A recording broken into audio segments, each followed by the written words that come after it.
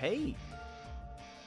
Hey, oh. Damn it, I am so fucking raged at this loop. Yeah, this loop is pissing me off.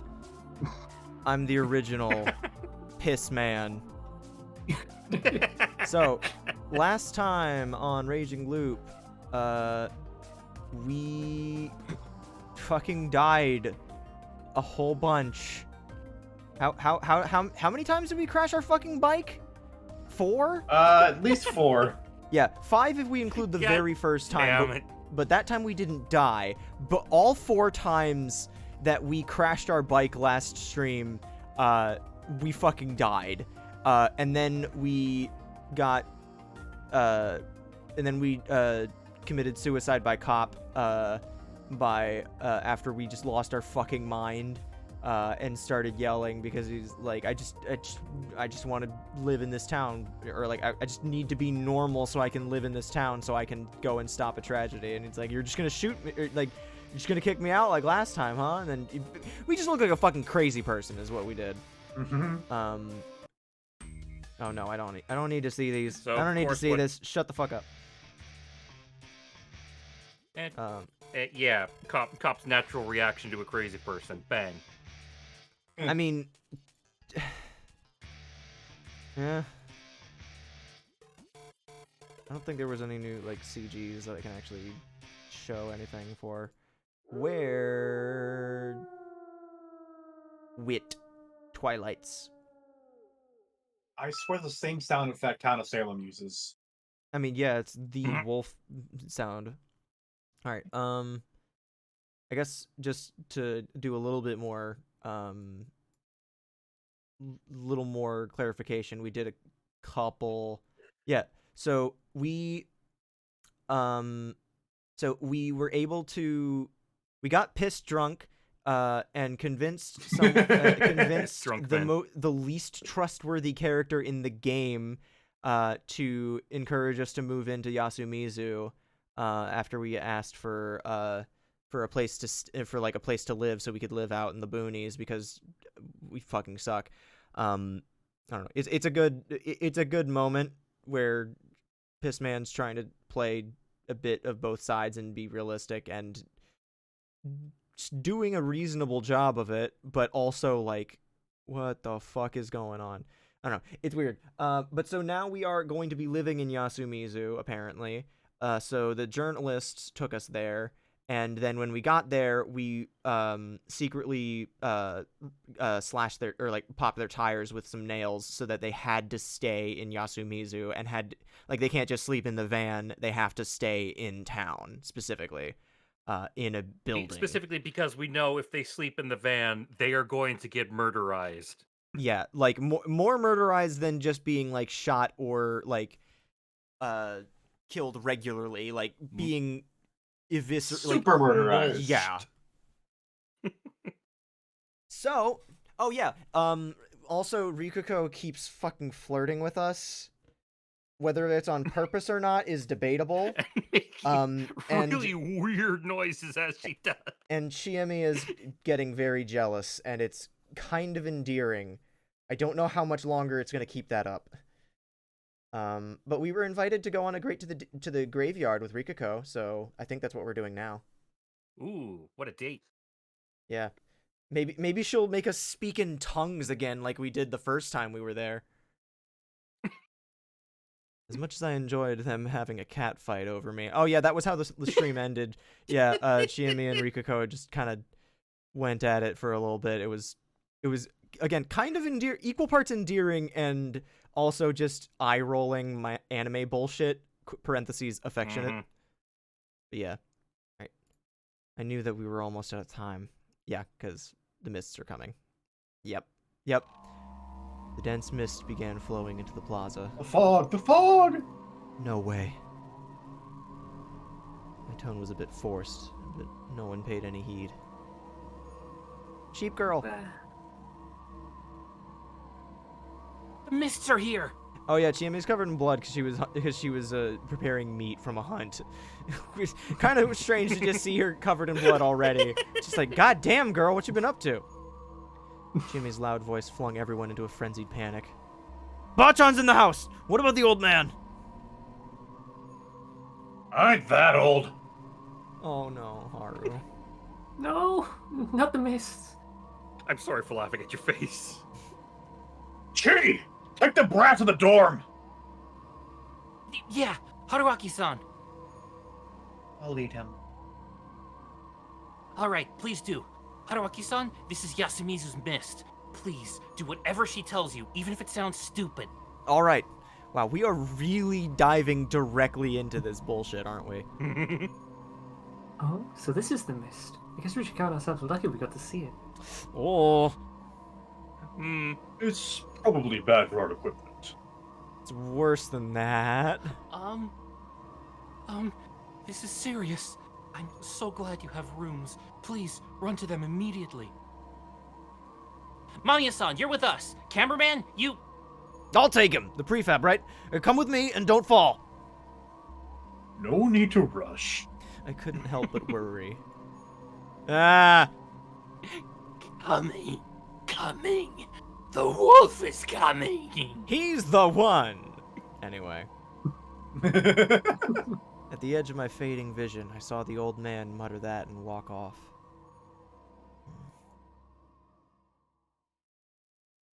Mako. Haruaki-sama.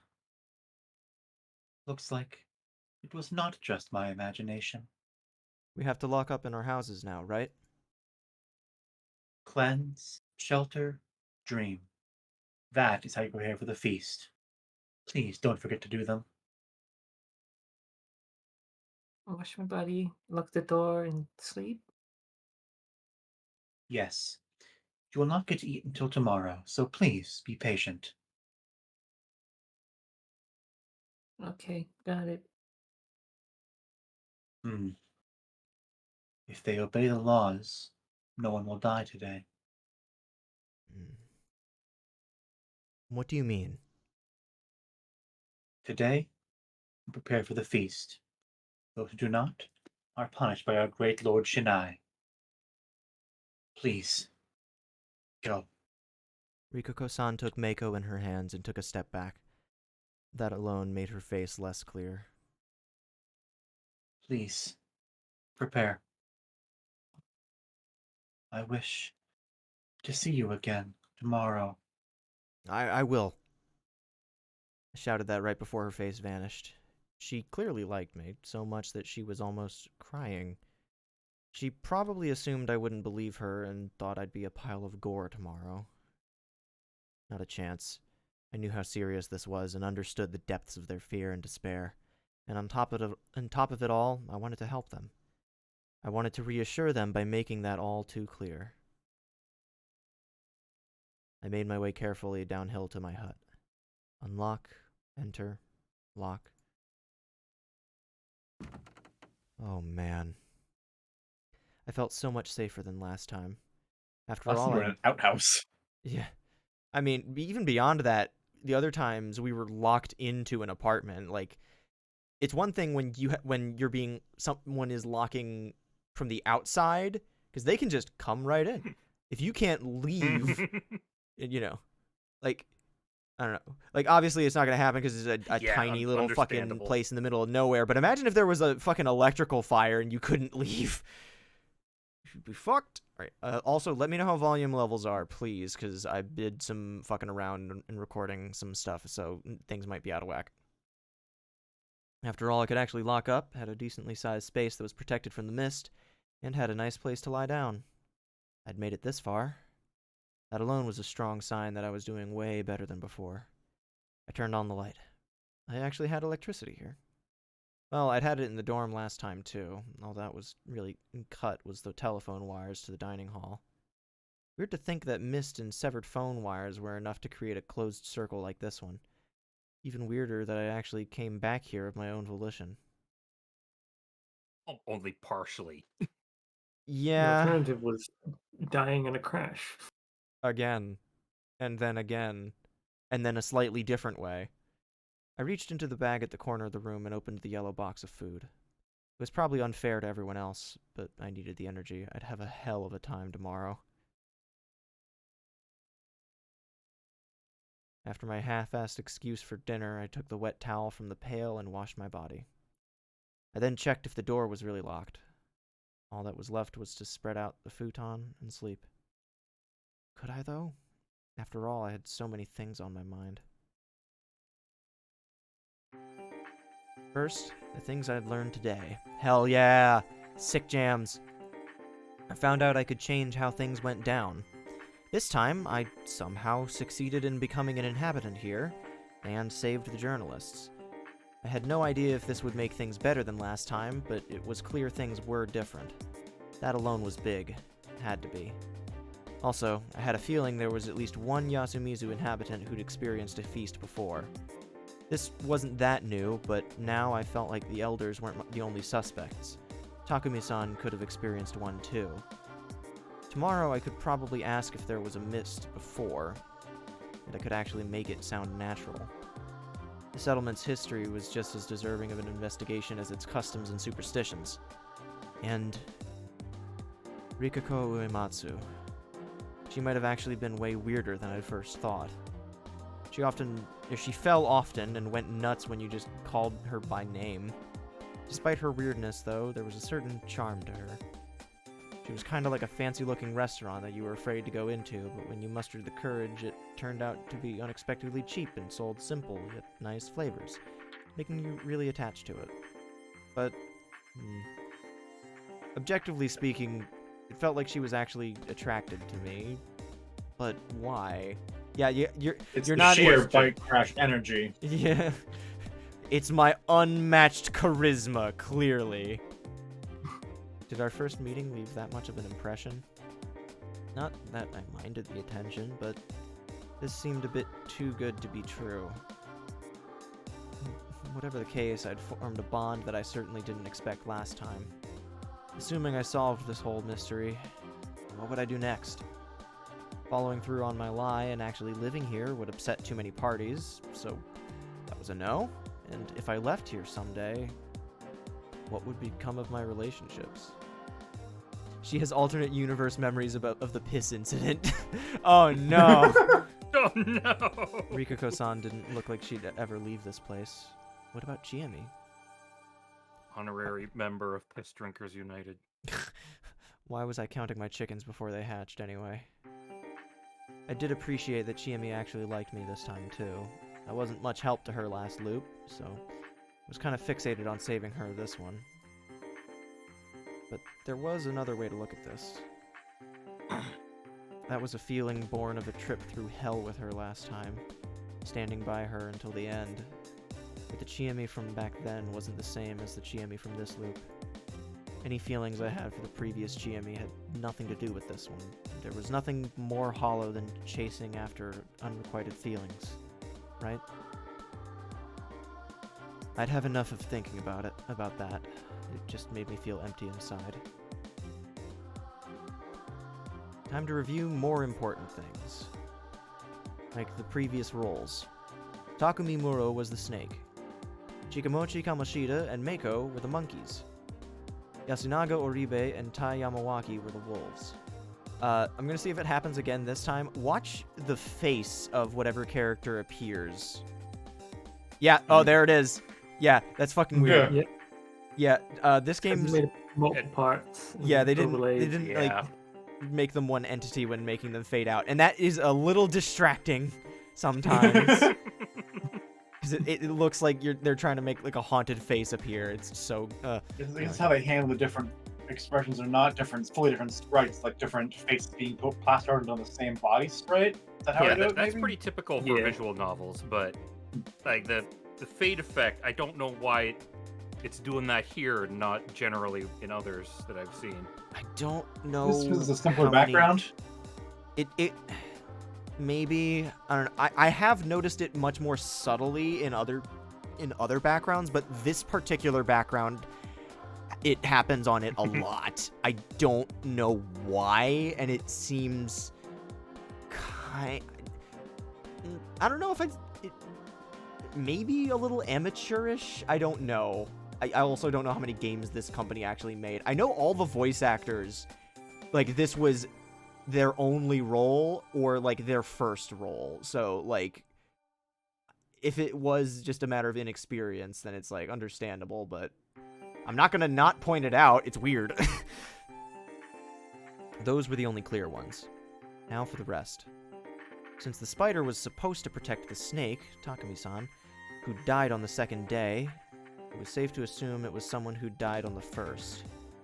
That was either Kanzo Makishima or Yoshitsugu Oribe. I was pretty sure it was the former. I had no guesses for the crow, though. That guardian didn't really get a turn in the spotlight last time. There was only one standard lynching, after all. In fact, there were far more abnormal deaths. Though, I had no idea if those were not covered by the crow's power to tell if the lynch victim was a wolf or not.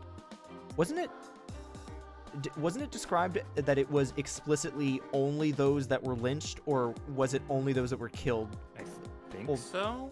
Well, no, because if someone was well- killed overnight just by, like, a wolf thing, then, like, obviously they're not a wolf, but, like, if they were killed by by abnormal means, that's really outside of their power, I thought. I thought the lynching thing was the only thing that they had. I think that's what it was, yeah. If they were, then perhaps the crow was waiting for the chance to come out, but all who died were humans, and eventually they were out of the game. Or maybe it was someone who couldn't make good use of the power at all. Assuming Kanzo-san was the spider, then I had 7 suspects for the crow. Yoshitsugu Oribe, Haru Makishima, Chiemi Serizawa, Rikuko Uematsu, Kiyonosuke Nosato, Kaori Oribe, and that old dude, the old wolf guy, the old fucker. First, Yoshitsugu-kun. Honestly, I felt like he'd reveal himself as an owner of a guardian way before Takumi-san would. He was reckless and impulsive, after all. Kiyonosuke seemed like the type to proudly reveal that he had the crow. It was his family's guardian beast, after all. We're gonna just be fucking referencing Deltarune this entire time, I can tell. Or maybe he was using it to gather information on his own, so he could pull out a bunch of his own deductions all at once. No, he wasn't that stupid, surely. Yeah, because the crow's only role is to determine someone's role after they're already dead, so, like... It's the did you fuck up roll. Yeah. Not exactly a pleasant thing to discover. Also, he was given free rein until the wolves got to him on the final day. He'd had ample time to do something. And then Haru Makishima. The only thing that the crow does is Yoshitsugu Oribe was not the wolf. Yeah. That she'd betrayed the humans and sided with the wolves, despite the fact it wouldn't save her life. Needless to say, that seemed insane. The Great Lord Shinai came to her in a dream and told her the truth? What the hell? Who'd die for that? Is there some other way to create such madness? A method to create a murderer? Was there anything besides what Yasunaga mentioned? I had no idea, but if there was, I really didn't think anyone with a guardian would fall victim to it. If Chiemi was the crow, I would hope she'd have confided in me about it. Kaori Oribe. I had no idea. She'd been the only one killed the conventional way last time, but was never really given the chance to speak up. I was about to say, didn't we vote off the old Wolfman? No, but then I remembered that he was voted off, and then he died in the mist with, Chica. Yeah. Chikamochi. Even if she was, it's possible she'd chosen to keep silent and focus on killing everyone for her son. Or she'd tried to become a shield for him. The old wolf guy made no sense at all. If he'd gotten a guardian, it likely would have just gone to waste. Finally, Rikuko-san, I had no idea what to expect from her. She was the only descendant of the Uematsu family and their current head, so perhaps she knew some secrets known only to the head families. However, from what I'd observed of her today, it really did seem like she just had a bad feeling and come to check. I didn't know how intelligent she was either. She did seem to have good intuition, but she was also a bit of a klutz. There was also the fact she'd been eliminated from the previous game due to some kind of strange corruption. Maybe she didn't have a chance to reveal that she possessed a guardian. Or that a guardian possessed her, as it were, at the end. That meant that the most likely candidates for the crow were Rikuko-san, Kaori-san, and the old wolf guy. What was most important here, though, was if those with guardians would be the exact same as last time. If they were... I say no, because that would make the game too easy. Yeah, if they were, I'd Yeah. have this feast in the bag. If, to use an extreme example, I went and silently took out Yasunaga-kun and Tai-san, I'd probably fall victim to the corruption, but the human side would win. Of course, the participants were different this time, so it wasn't guaranteed that we'd get the same guardians. But That's the biggest in-universe reason, yeah. if Great Lord Shinai or whatever picked them, or if Great Lord Shinai or whatever picked them had some sort of qualifications for his chosen, the addition of outsiders would change nothing. On the other hand, if our participation could change the guardian assignments, was it random? Or was there some kind of pattern? I mean, ideally, we won't have to find out if there's a pattern, because we'll be successful this time, but, you know... How many times have we died? Yeah, too many for us to have... we're fucking up. We're gonna fuck up again. Whichever it was, it would mean that there was no higher will intent on giving guardians to specific people. Whatever the case, it would help getting closer to the truth behind the feast. We got this, man. Yeah! We gotta have confidence. Yeah! If I found out the rules behind the guardian distribution, I could probably win without trying to read people's minds. The only problem was my whole looping thing. Nobody would believe me if I told them. Well, that would only really be a big issue if you told them and then also claimed that you saw who was the wolves and tried to use that as your justification, because that would just be... I mean, just A in good general, way to if they get think he's crazy, they're not killed. going to trust his judgment. That even is if it's also- not related to that particular claim. Yeah, I couldn't blame them. If I went and said, this is how it The was last old time, so wolf man, you're for the wolf example. this time! Everyone would think I was nuts. I had to look at this as nothing but a source of extra info to use to my advantage. A practice run, if you will. And of course, I couldn't sleep. What would happen to me if I spent the whole night awake? Was someone watching me? Did they know I wasn't sleeping? Would they come to kill me? That line of thinking made me feel like I was being watched.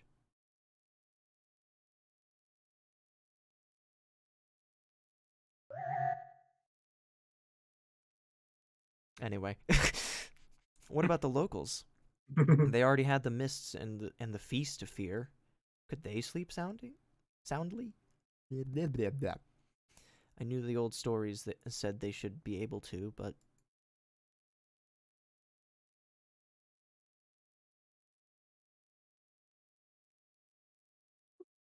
Chan, make me happy too.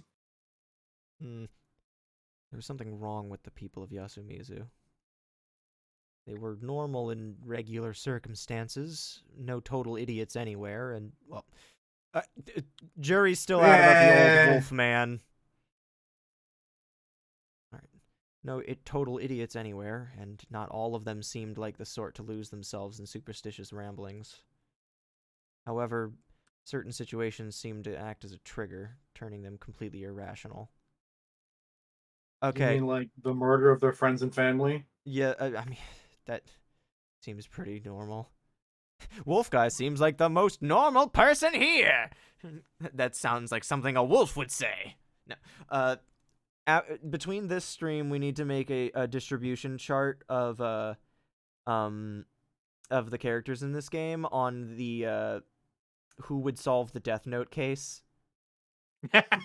Haruaki would absolutely be in the could solve the Death Note case and could deduce its powers because he's the fucking protagonist and he's got bullshit deduction skills. But he would also get himself killed by. He would also die several immediately. times to learn that information, yes. However, certain situations seem to act as a trigger, turning them completely irrational. The absolute extreme fear of the mist. Complete submission to the real story. The lack of aversion toward hanging people. Was that all part of the feast? If so, what kind of psychological systems were at work here? I couldn't understand. Things I couldn't understand scared me. Was there a limit to the extent I couldn't comprehend? What if it was just a huge, never-ending downward spiral of irrationality? If that was the case, it'd be pretty damn scary.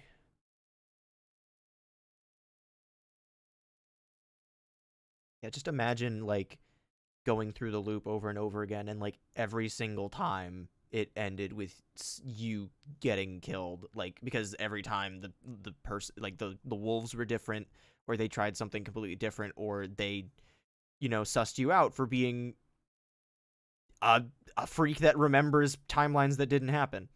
And shit like that. Like, you just could never win. Like, fucking, like I said, What? Mhm.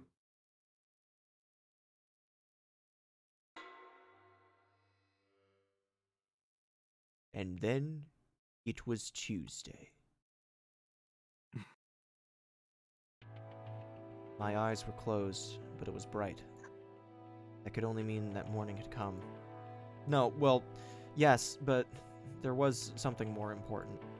I'd actually closed my eyes and fallen asleep. I got to my feet. Sure enough, it was morning.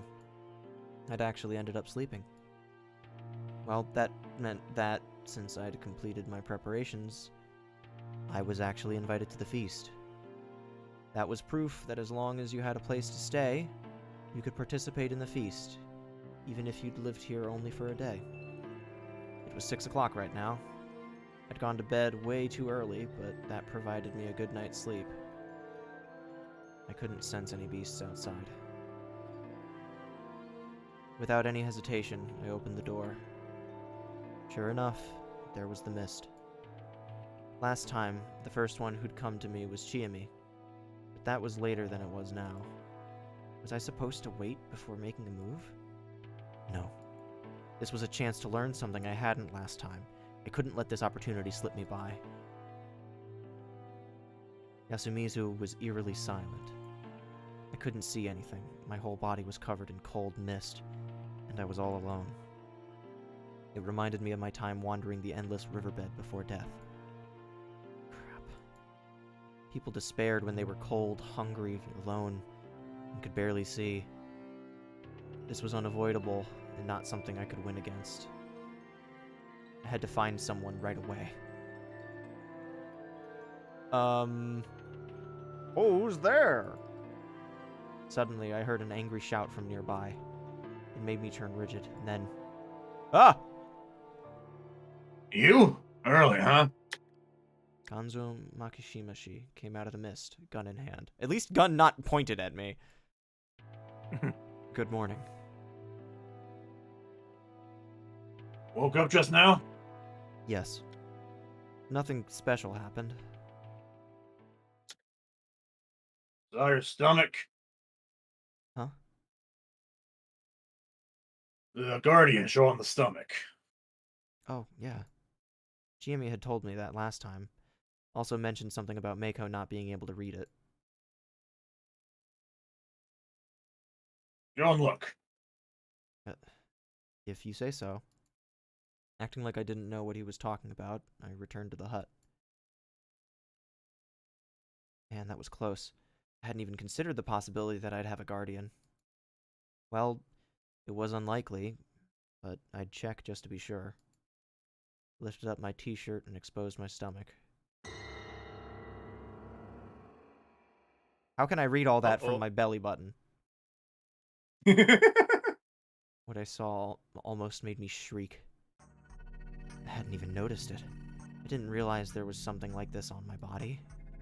It was drawn in a red fluid, most likely blood, and it was nothing that I'd ever seen before. Also, there was some eerie text there. I need a mirror. No, I'll take a photo.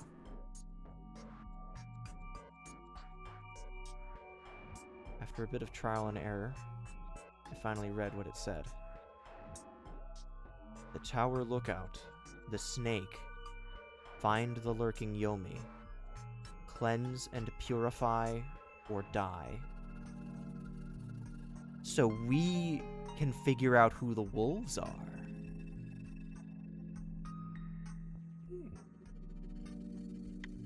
Immediately, this is fucking... Very different. This is very different, but it's such a cool twist. Like, you'd think that, like, the first time that you actually participate, it might be nothing special. But, like, fuck, it's such a great little twist on things. So this mark was the snake's. It clearly said the Tower Lookout.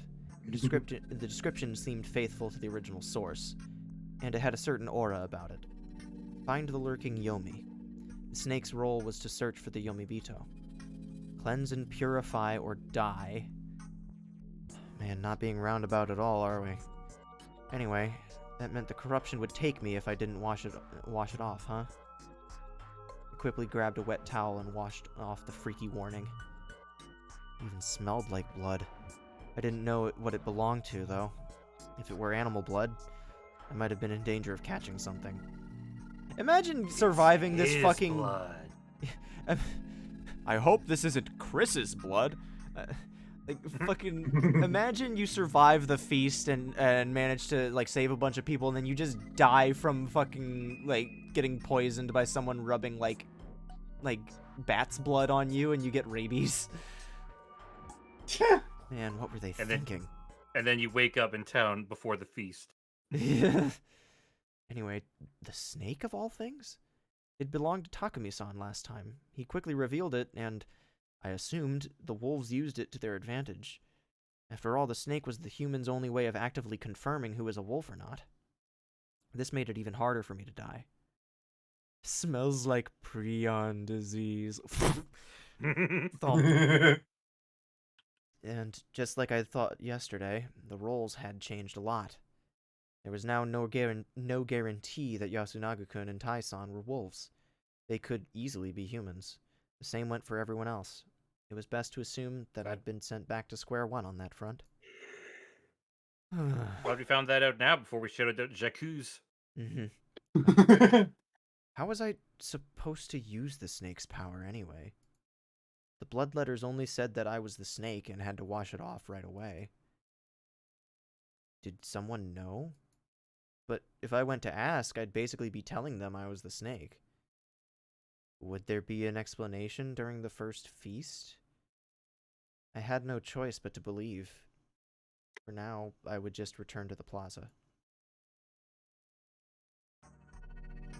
Good morning. I walked through the mist as I called out. Over here, boy. This time I had no problems meeting up with Kanzo-san. Did you check it? Yes. Well, My mind stopped for a second. Yeah, what do we fucking say to that? Like, well, what? nothing. Don't mind it. Oh, the music cut out too. Like they just, Mhm. it just full stop. Like, yeah. Hmm. He looked away. Was that a leading question just now? There was something on my stomach. It meant I had a guardian. I was meant to be a newcomer who didn't know anything. Wasn't it unfair to ask me that? If I'd actually said or even implied that there'd been something on my stomach, that would mean I had a guardian. Or if I said there was nothing, that could be used against me further down the line, putting me at a disadvantage. If he was a wolf who knew the implications of his question, then again, I felt like he retracted his question because he knew it could lead to that kind of misunderstanding. Shit! I'd love to ask that, but I couldn't use knowledge I wasn't supposed to have. No spoilers, Haruwaki. Makishima-san, right? Have you looked around yet? That seemed like a yes to me. Is everyone alright?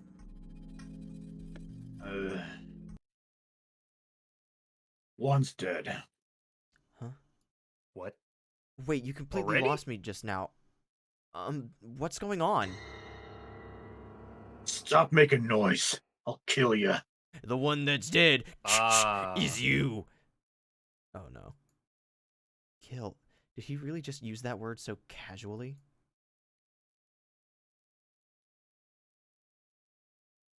Stay where you are. I don't trust you. He brandished his rifle again. I don't know anything. I didn't do anything. We'll decide that at the feast. He sure was assertive. Maybe he didn't have a guardian this time. This made me realize I could tell friend from foe by searching for differences in their behavior from last time around.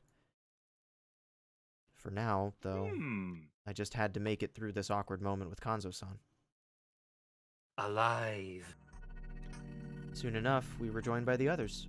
Tai-san, Takumi-san, Kaori-san, Yoshitsugu-kun, the old wolf guy. Takumi-san and Kanzo-san then went to the Nosato mansion and the dorm, leaving me with just a woman, a child, and 2 elders. Hey, old fart. I wasn't one of those old farts, damn it. You mean me? Who else? What? Bitch, what the fuck? Now that's just uncalled for. What is it anyway? You know anything? Bitch, I just moved here! Huh? Like, what? You got sent to Yasumizu when this happened. It's fucking weird, ain't it? Dr. Higuchi, right? That asshole tell you anything? Nothing comes to mind. I played it off. Looks like the streak of bad luck I've had since Tokyo is still going on. I can sense this situation isn't normal. This mist is just crazy. It's like a Silent Hill up in this bitch. Like you're one to talk. You're batshit. Hey, you could have proven that I wasn't batshit by cutting off my pinky. He said that, but his tone wasn't as antagonistic as before. It actually felt somewhat friendly, in a roundabout kind of way. I could only guess that my act from yesterday warmed him up to me. A bit, anyway. Yoshitsugu, this again? I ain't picking a fight this time. Stop pushing yourself. You're all pale. In my restless dreams, I see that place. The convenience store with the mean woman in it.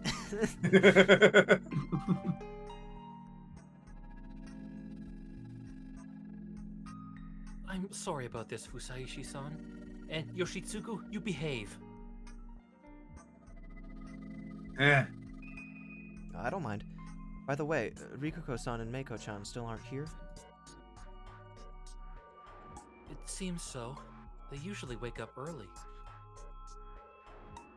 I don't give a shit about the village heads. Up with Yoshi-kun. I'll go and call him. The relationships here really were complicated. Soon enough, Tai-san brought Rikuko-san and Meiko. Good morning. She hesitated on both of those words because she knew it was not good, and the sky was still so dark that we hardly call it morning. As she entered the plaza, she looked at our mist-covered faces. Upon seeing mine, she gasped and gave me a very slight bow. Oh, Nei-chan, I rolled my futon and hit my leg. It hurts. Meiko seemed in poor spirits. A bit later, I will make it better. Some magic words. Hey, stupids, ha ha. How goes the raging poop? Oh, don't make me ban that word in my chat too, Dachi! It goes strange. We now have the mark of a guardian. We are the snake, which means we can tell who, oh, hang on, I gotta get this one out of the way real quick. That might actually be too quiet for stream to hear. Well, if it is, oh well. Anyway, we have the mark of the snake, which means we can tell who the wolves are if we guess overnight. Well, hypothetically. it's not so much that we can tell who the wolves are. We can ask Yeah. if a single person is a wolf and get a yes or no answer when we wake up. Yeah, you fucking played werewolf. In classic Mafia, where there's usually the sheriff role. Yeah. Magic? I wouldn't have been all that surprised if she was actually capable of that. Hard fight. Yeah. And Dachi shared this cool, like, BOC character earlier, and I called them a Powerpuff Villain of the Week. Which was very appropriate, I thought. Also, Dachi, if you don't already, you should definitely... Or actually, do you hold off on posting, like, art fight stuff until later? Or, either way, Dachi, I mean, definitely... W's been posting theirs. Okay, yeah, I was gonna say you should definitely be posting yours on your Blue Sky and whatever, because it's good. Share that We'll art. see. Yeah. The comment about magic made I was gonna make a joke saying like, all right, what RPG class are each of these characters? But that's gonna take a minute, so we'll get back to that. This is my first. That's not my line. First time seeing Yasumizu. So this is why they call it the Skeleton Dome. All right, so we've determined that if this is Kaori's first time seeing the mist, then that means that out of our ensemble, like, no one younger than her would have been a part of a feast before, unless she just so happened to be out of town at the time. Didn't she get sent to Yasumizu when her husband died? Yes. She hasn't been here her whole life. No. That is true. Fuck. It's my first time as well. Well, okay, if you told me that this girl ever lived outside of this town, I would not fucking believe you. So we can assume that it's been at least 20-some years. I believe we will have to perform the feast. True. I don't want no fucking family Ed telling me to do the goddamn feast. Yoshitsugu. I'm sorry for being so powerless. Oni-chan, you're scary. I don't care with you being here. You're still a village head, and there's no way to what you're thinking. What's your beef with her? Do you hate the village heads that much? Damn right I do. I was about to say, Without yeah. them, Mom would've. He's got a pretty good reason to be upset at them, yeah. I'll expose you eventually. Oh yeah, Quark, did you catch the part of the VOD where I mentioned that the artist for this game draws muscle men? Yeah, Yoshitsugu's like 14. Yoshitsugu-kun sure was aggressive this time. Did he have a guardian? The dude's whole personality is Yeah. aggressive. I don't think he has any other, like, real strong traits to go off of, because he died pretty early on last time. This line of thinking felt dangerous. Making too many assumptions seemed more risky than not knowing anything.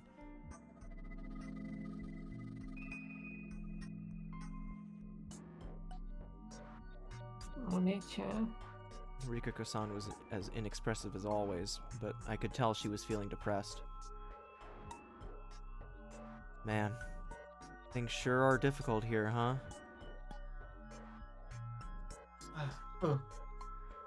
Haruaki-sama, She looked around in confusion before. I am relieved that you are well. Truly. She then gave me a smile. Hey, it's not like a mist can do much to me, right? Saranaga. That is the name of the river below. Its mists are said to be the breath of Yomi. They are considered to be the worst of ill omens here in Fujiyoshi. For a minute, I thought, oh, maybe I can advance text using spacebar so I don't have to keep wiping the sweat off my mouse, because literally this... It is so fucking hot here. You guys don't even fucking understand. It's so Is that hot. sweat or is it condensation from the mists? Ah! Yes. Nosuto-san told me that people always die when there are mists. She made a stern face, unlike any I'd seen on her. What a horrible thing to say to a newcomer such as yourself. But he said that it's only because the mist is so dense it causes many accidents. Even so, it is imprudent. People still live here. Saying that someone is certain to die is too ominous. I've only been here for a day, but from what I can tell, you're pretty different from the other family heads, aren't you? Why would you think that? You're wearing a Shrine Maiden's outfit. Well, the way you talk about Yasumizu, for one. It's nothing like Nosuto-san and Kami Fujiyoshi's people. I merely think that it should be shown the respect it deserves. Fujiyoshi as a whole depends heavily on Yasumizu, so... What do you mean? Can you elaborate? I shall tell you, eventually. Now is not... Any other key enter advances, okay. Yeah, I understand. It's a bad time for that. I was gonna say it's weird for a visual novel to not have an easy way to advance text. Like usually, I would spacebar just or enter does that. Yeah, I was gonna say, like, I was just assuming that it would be spacebar, because that's like the big, it's the spaciest key, hence the name. Well, you know what they say when you assume.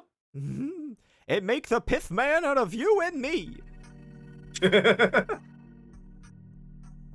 gonna run this joke directly into the ground. Don't I worry, want to protect Yasumizu. it will not get old. Thus, Rikuko-san fell silent. Feeling a bit awkward, I resumed waiting. Soon enough, Takumi-san brought Kyunosuke-shi to us. He immediately started worrying over Rikuko-san, as expected, but she seemed unreceptive to him. Oh god, are we gonna have to live through the Haruaki Cucks Cucks Nosuto arc? We better not. I might have gotten in the way of his love story. It made me feel kind of bad. Oh god, we totally oh. That guy sucks, but he doesn't deserve that. No one deserves to be cucked by Piss Man. Eventually, Kanzo-san... One of the sentences of all time. the kind of shit you can only get at Clueless Anonymous book club nights. Eventually, Kanzo-san returned along with the students. Mamiya-san, watch where you step. Oh, Seeing Hisako Mamiya-san with them filled me with relief. Thus, I finally understood what would happen now. good morning, everyone. Ignoring everyone's gloomy faces, she forced a smile and greeted us like it was a normal morning. Oh god, who have we not seen yet? Oh no, Mochi. big That man. Oh big no. man. Wolf guy. No, it was said that Wolf Guy was here. Oh. We haven't seen him, but it was said because we were here with Mhm. when we arrived, it was the old Wolfman, Taiba, Yoshitsugu, and Kaori, I think. We haven't seen Yasunaga. We haven't seen Nosato. We haven't seen Hmm. Hashimoto, Oh, and we the- haven't seen. He did say the students just arrived, so we'll probably Yeah. see Oh, all the students. Okay. Yeah. Well, except for the delinquent, because obviously he doesn't go to no fucking school. Mhm. The inhabitants didn't respond. I also had a guess about what had happened, so I had trouble picking my words too. What's wrong with you all? Sure, this is a dense mist, but what about it? Wait. Is Hashimoto-san still asleep? Oh. Oh no. Again, no one responded. He's up the hill, right? I'll go check. No, please don't go check. No point. Oh no. Kanzoshi opened his mouth, taking it upon himself to say it. I could already hear some stifled sobbing. It was Haru-chan. Not only was she afraid, she'd also realized that a tragedy had occurred.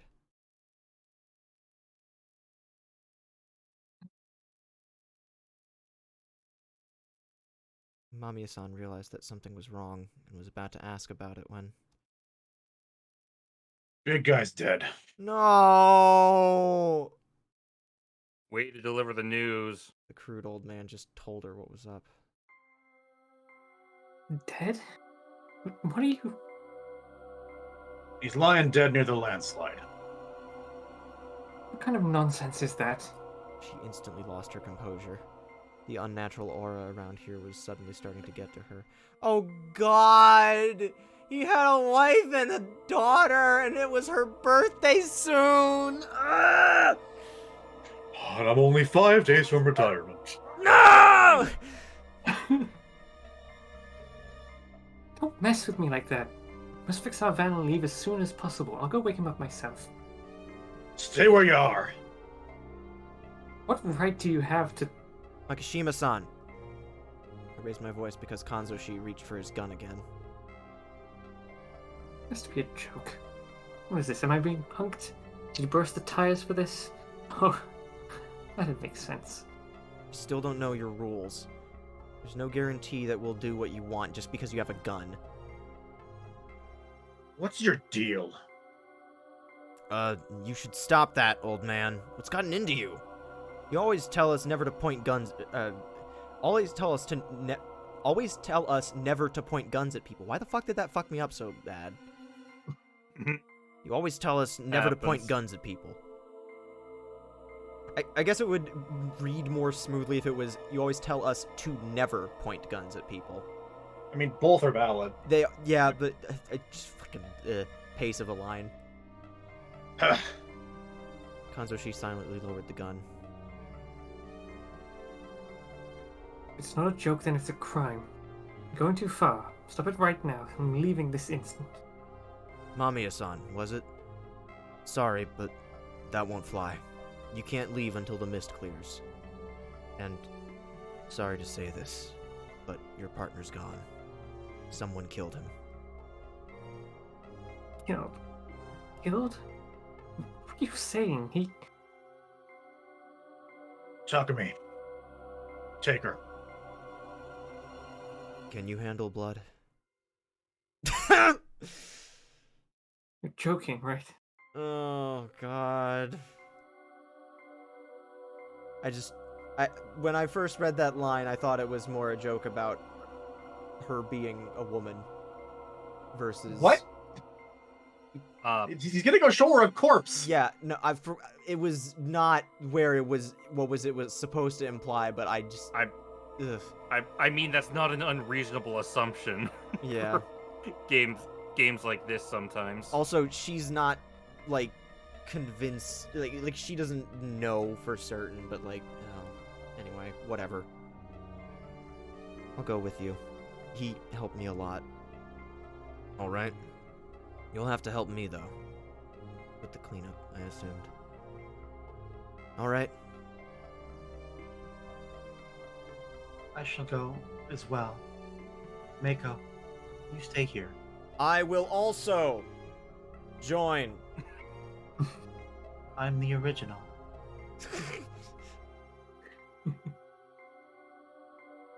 I'll go too. Shrine Maiden.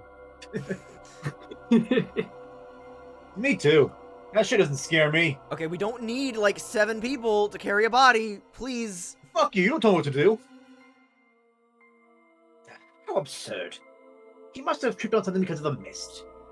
The place happens to belong to me, so I guess I must see it too. How troublesome. Oh, sure. Everyone come and gawk at the dead man. Jesus. We got so many volunteers that, besides the old people in Mako, the only ones who ended up staying were Kaori-san and Haru-chan. Both of whom didn't look so good.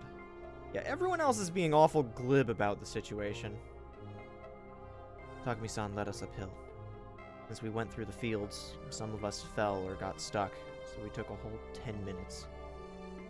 Still, we arrived at the scene of the crime.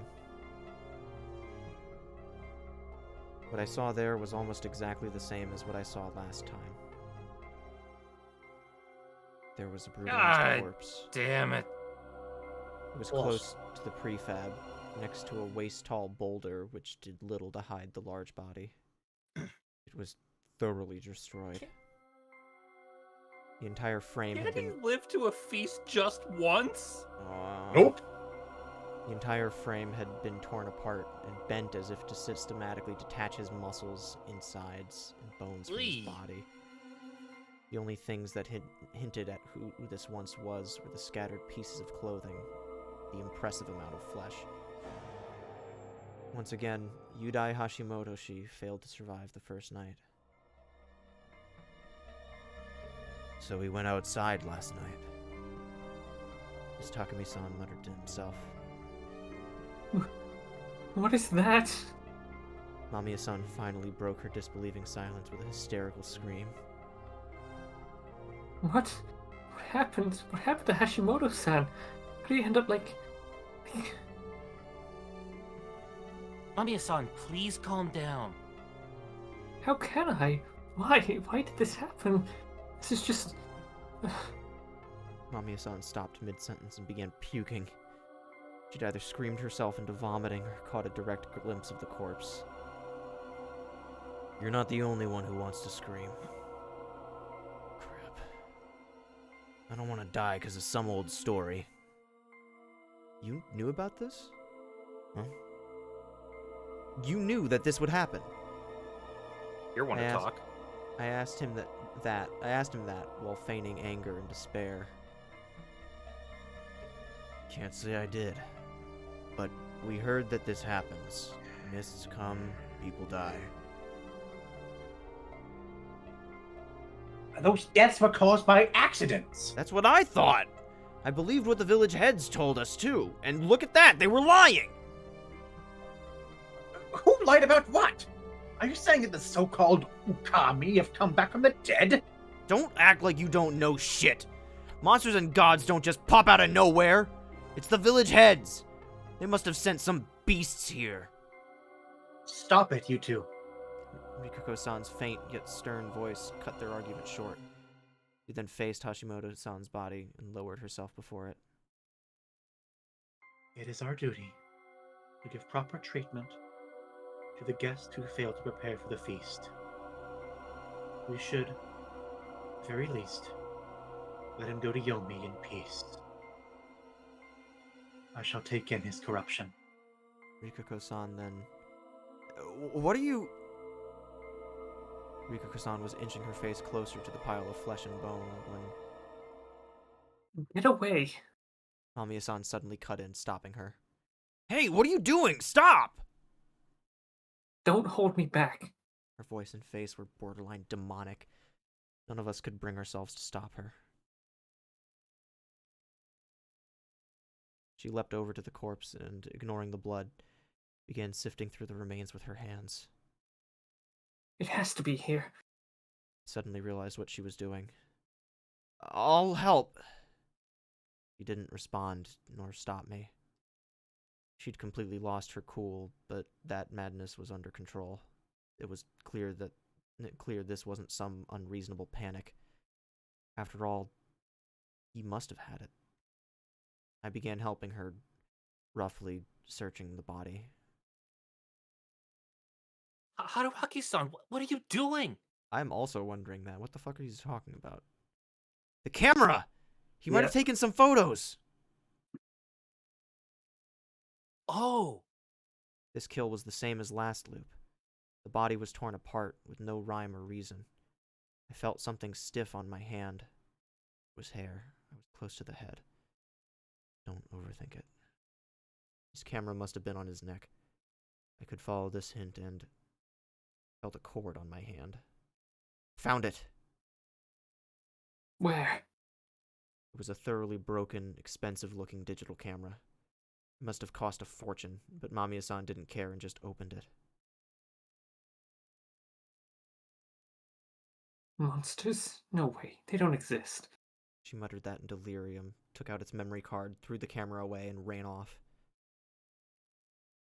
hey, where are you going? Takamine-chan, take care of the rest. The two disappeared into the mist. Oh boy.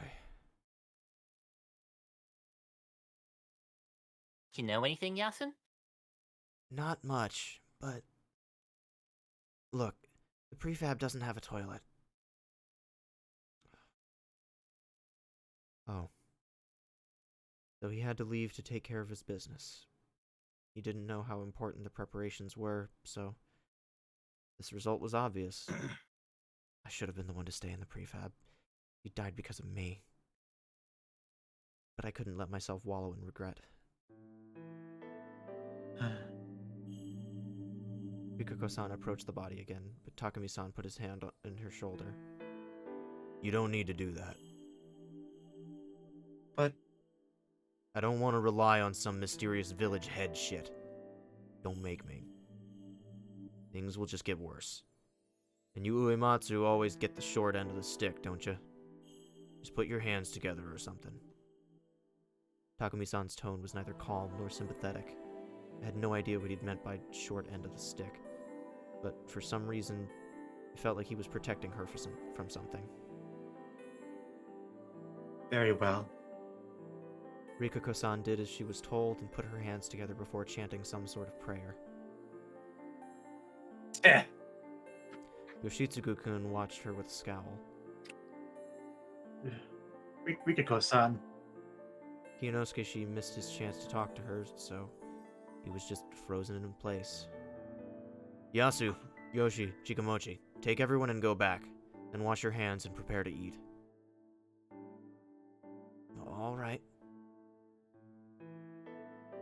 Don't order me around. Let's go, Richan. Nosuto-san, it's time to leave. Don't need you to lead me. Let's go, Rikako-san. Thus, they all left. Sorry about this, Fusaishi. Oh, you can count on me for this much. Takumi-san and I began cleaning up Hashimoto-san's body. We couldn't remove the door, so we carried him on a board from the destroyed construction site. And so, we dropped him into Sarunaga. I listened carefully, and I thought I heard a splash this time. So, there was a bottom, after all. Then why had we gotten lost on that one loop? Thinking on that possibility, I parted ways with Takumi-san, then returned to my hut and washed the blood off. I went to the plaza again. The people had gathered around the dining hall. They were handing out food, apparently. You washed your hands? Yes, and the rest of my body. I see. Well done. I'm impressed anyone has an appetite right now. Yeah. Tai-san seemed to be a bit softer on me than before. You young'uns need to eat. Won't last long if you don't. True. What about you? I don't have an appetite right now. You should eat anyways, if you can manage it. Yeah, that. Giving a vague response, Tai-san looked up at the boulder next to us. I followed her gaze and... This is... Saw the blood sign from last time. Yeah, each of them represents a wolf returning from Yomi. So, since there's 2 marks, stands to reason there's 2 wolves. That was what Chiemi had told me last time. And now... There are 3 wolves. Yeah, Oh boy. there were 3 of those weird diamond whirls. What do you mean? I'll tell you later. Very well. See you then. Bit overwhelmed, I walked away. The number of people had increased. I was told there could be 3 wolves at most, and that was exactly what we had got this time. Why? What caused this change? There were several differences from last time, but which one of them did it? Whatever it was, I could assume that knowing the roles from last time wasn't much of an advantage. Outside the dining hall, Kanzo-san was sitting on the ground and drinking something from a large bowl. He looked up at me and Better eat up. said those curt words before focusing on his bowl again. He didn't trust me, nor did he antagonize me more than necessary. That was pretty reasonable, actually. Welcome back, Fusaishi-san. Inside the building, I found the students, Uematsu-san, Meiko, Kinosuke-shi, and Kaori-san. Well, there was the old wolf guy, too, but he was just staring at an empty bowl in the corner of the room. Sorry I couldn't help. Oh, don't be. Thank you so much for helping Takumi-san. I didn't do much. Where's Chiemi and Mamiya-san? Or Chiemi-chan and Mamiya-san? The journalist said something about looking inside the camera and locked herself up in her room. Serizawa-sama went to clean the journalist's clothes. Made sense. Mamiya-san was really bloody. Here you go. Kaori-san gave me a bowl, and I took one of the empty seats. Thank you for your work, Fusaishi-san. No problem, Yasunagu-kun. You already remembered my name. What an honor. That wasn't enough to hint I was looping, was it? I took a pair of chopsticks and ate up. It was a simple meal of some boiled vegetables and meat. I'm sorry it's nothing impressive. These are leftovers from yesterday, but we can't waste anything, as you might imagine. How much food do we have? The fridge stopped working, so the milk and meat will go bad soon, but you don't have to worry about the rice and vegetables. Oh. I didn't think about it last time, but at the very least, this awful situation didn't come with a food shortage. Perhaps that was a silver lining. So, you have no electricity. Any other problems? I'm worried about the gas. It was almost time to change the cylinder, so if it runs out, should we make bonfires? Mountain will go apeshit. The mountain's already going apeshit. Chikamochi-kun, watch your language. Listening to that strangely mundane exchange, I resumed eating. It was actually good. It didn't look like it was, so I felt like I had to close my eyes. Unlike the soup I was given in Kami Fujiyoshi, it was well salted and had a rich taste. The meat had to be the game killed by Kanzoshi and gutted by Chiemi. It didn't reek much and had a simple flavor. It was probably venison. I'd consider this revenge for the time they made a fool out of me in the mountains.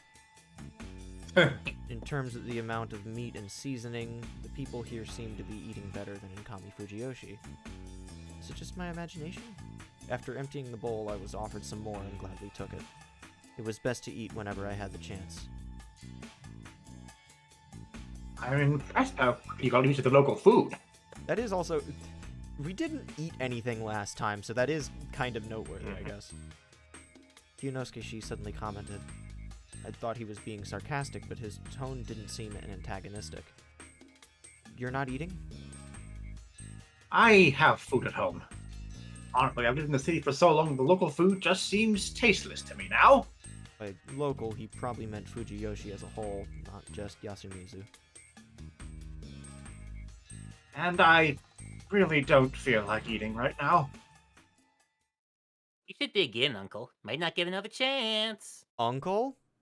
Did we know that already? I thought that was a translated like term of endearment or something. They tend to do that in Japanese. Mochi? Haru-chan had been completely pale since I'd arrived, but she suddenly covered her mouth and ran off to the bathroom. She'd forced herself to eat what she'd been given, but the stress had left her unable to keep it down. Shikamochi, you were disinherited because you don't understand people's feelings. Have you learned nothing? I don't want to hear that from you. I'll go say sorry. He went to the bathroom too, leaving the rest of us feeling kinda awkward. What's gonna happen now? We will probably have a gathering like the old days and use it to decide who did it. And what then? Don't worry, Fusashi-san. Yasunaga-kun joined the conversation with an unnaturally bright tone. I'm sure it won't be anything unreasonable. I don't like that he's giving me this expression, knowing how the last loop ended. Oh, you sound confident. Makes you seem reliable. Maybe. Anyway, don't worry. Is he a wolf this time, too? As I frowned and thought to myself, Takumi-san joined us. Takumi-san. Kaori-san, give me lots of whatever's up. You alright, Kyo? Don't call me that. Oh, Fusashi, you eating it too? Yeah. Thank you for the food, Kaori-san. Man, you got to eat her food before me. Look at you. Good stuff, huh? Yes. Makes me want someone like her as my wife. Oh my! You flatter me too much. You don't tell me you're after. Huh? What's up with this atmosphere? After playing it off. By the way, Takumi-san. I called Takumi in a low voice. What? When's the feast? At 9. Old man Kanzo said it. Alright. It wasn't even an hour before we would begin discussing who to kill. Takumi-san began eating and everyone fell silent, so I went and moved seats. You okay, old man? He was the same as always. Man, just what would we do if he had a guardian? Yeah, Quark, so for this particular... One of the things about this game is that on the second major loop, we kind of shift Haruaki's love interest from Chiemi to Rikako a little bit. And I have many feelings about it that will become clearer as it goes, but it's that particular line where he just was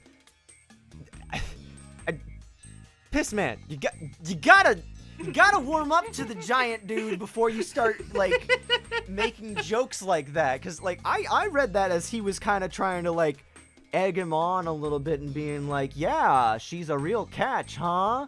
Or something like that, and like, you'd be lucky, and like, you know, like, Haruaki is a lot of things, but I don't think that he's a home wrecker. I mean, not that they're married anyway, but, okay, given the chance, he very well could be. Is all. Yeah, he's just a fucking idiot. Earning the title of Piss Man. This sure is troublesome. I arrive and get caught up in the mist the very next day.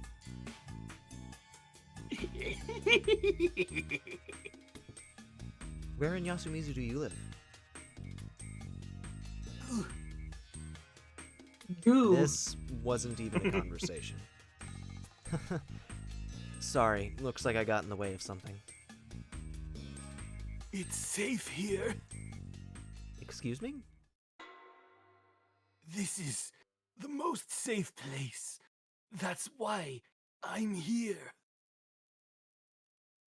Safe? You mean the dining hall? No response. Were we having a dialogue, or was he just muttering things that made no sense? Was he talking about Yasumizu? That couldn't be it. After all, this was the least safe place in Fujiyoshi. I'd thought that he had a reason why he found it safe, but whatever it was, it couldn't save him from dying last time. In the end, it wasn't safe for him either. Something seemed off, but I couldn't put my finger on what. I'd somehow lost my right to sit next to him and began searching for a new seat as I waited. The clock seemed to move strangely slowly. Hmm. The chair next to me was pulled a bit. Anyway, where could I sit? Our eyes met. Anyway, where could I sit?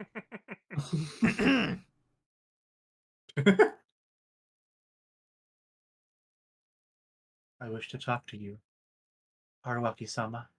Man, for a guy that's managed to stumble into a fucking harem route in this murder game, he sure is really, really bad at this. He expressed it with words. Anyway, where could... Jesus Christ, dude! Don't ignore Rikiko-san! Why are you the one saying that? What do you mean? I know you're new and don't know who to respect, but it's common courtesy to respond to a woman's modest consideration. Oh, I'm not sure if it was modest, but I can't really argue with the rest. Well, you understand. Are you just messing around? Rikako-san, you look beautiful today. Oh? Dude! God damn it. There, we're done talking. Anyway, Nozoto-senpai, how do you manage to play the straight man so naturally? Oh? Don't mess around with the better chance. Chan, you're being weird. Wow, he made a comedy routine out of these people. Strange guy. Saishi-san is quite funny. Kaori-san, look at this face. It's funny, Takumi-san. Oh my god. Anyway, where can I sit? I don't know why, but the particular way that I just said the anyway, where can I sit just made me think about fucking Deadly Premonition and the fucking breakfast scene. Jesus Christ, that fucking video game. Kyonosuke eventually shouted the standard, "I'm not staying with someone so ill-bred," and left. Well, Takumi-san went with him, so I doubted Kyonosuke would end unlucky victim number 2, as per horror cliches. It came back to me. During the previous feast of the Yomi Purge, Shikamochi Kamoshida and the old wolf guy had been killed, probably by something other than corruption. Suspects from back then who were now around the dining hall were... No, if it meant finding out the truth, I could just leave that. I had to switch gears. Anyway, I sat down next to Rikako-san, who'd said her so many times she'd actually gone limp. Oh? Sayuki-san. Not what I'm called! So that was my name now, huh? I gave up on correcting her. This man will just accept whatever name he's given, I guess. Hey, Meiko-chan. I'll borrow Oni-chan a bit. Okay. One-chan. Oni-chan is the older brother. Right, I forgot. Are you going to talk? And want to play with me, Mako-chan? Yeah. Yasunaga-kun took Mako with him, giving us a chance to talk. You awful. Thank you, I know. Hearing that from a beauty like you actually makes me happy. I was actually starting to find these reactions adorable. I could enjoy bullying a cute older woman. This was a rare opportunity, and I appreciated it immensely. Wow. This game is not free from anime bullshit. Anyway, what is it?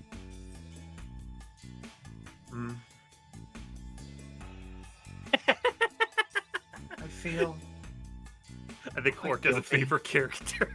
Yeah, I knew Quark would love Haruaki. He sucks. Huh? Why? because I accepted you and the journalist at the worst possible time. Is that something to feel guilty about? No one can predict when a mist comes. Except for me. But they don't know that. No. This is all happening because of our Fujiyoshi's original sin. Original sin? Yes. The village prospered by killing the servants of a god, after all. What?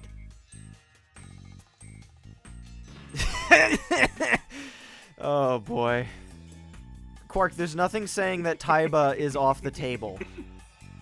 I do not put it past God. Pissman. The ancient story of killing the wolves, huh? I'd like to hear more. Yamawaki-sama should give an explanation later. Yamawaki-san will? Yes. After all, she is Yasumizu's representative. Representative. Not a landlord, huh? Yes.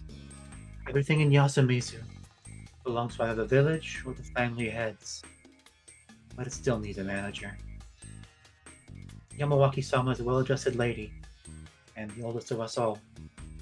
She possesses discretion. That's the way it is. I see. So, the way it is that, huh? Instead of turning bashful, she actually glared at me this time. This was pretty good, too. That aside, I now knew how it was. That the eldest was the representative, and with that, she was in charge of the feast's tutorial. By the way, you seem pretty hung up on guests. Is there some sort of local culture related to that? Yes. I heard that Fujiyoshi was once full of visitors who came to the Shinai Shrine to pray for good hunting. Hunters from the outside are considered honored guests and treated kindly around here. That made sense. If the belief itself was the village's main draw, I could understand why this unique religion survived for so long. I wanted to get some certain details, but it didn't seem like something I should ask about while alone. So that's how it was. Every fucking time, like, this game has done this translation a few times before. What's the, I used to know it, but there's, oh,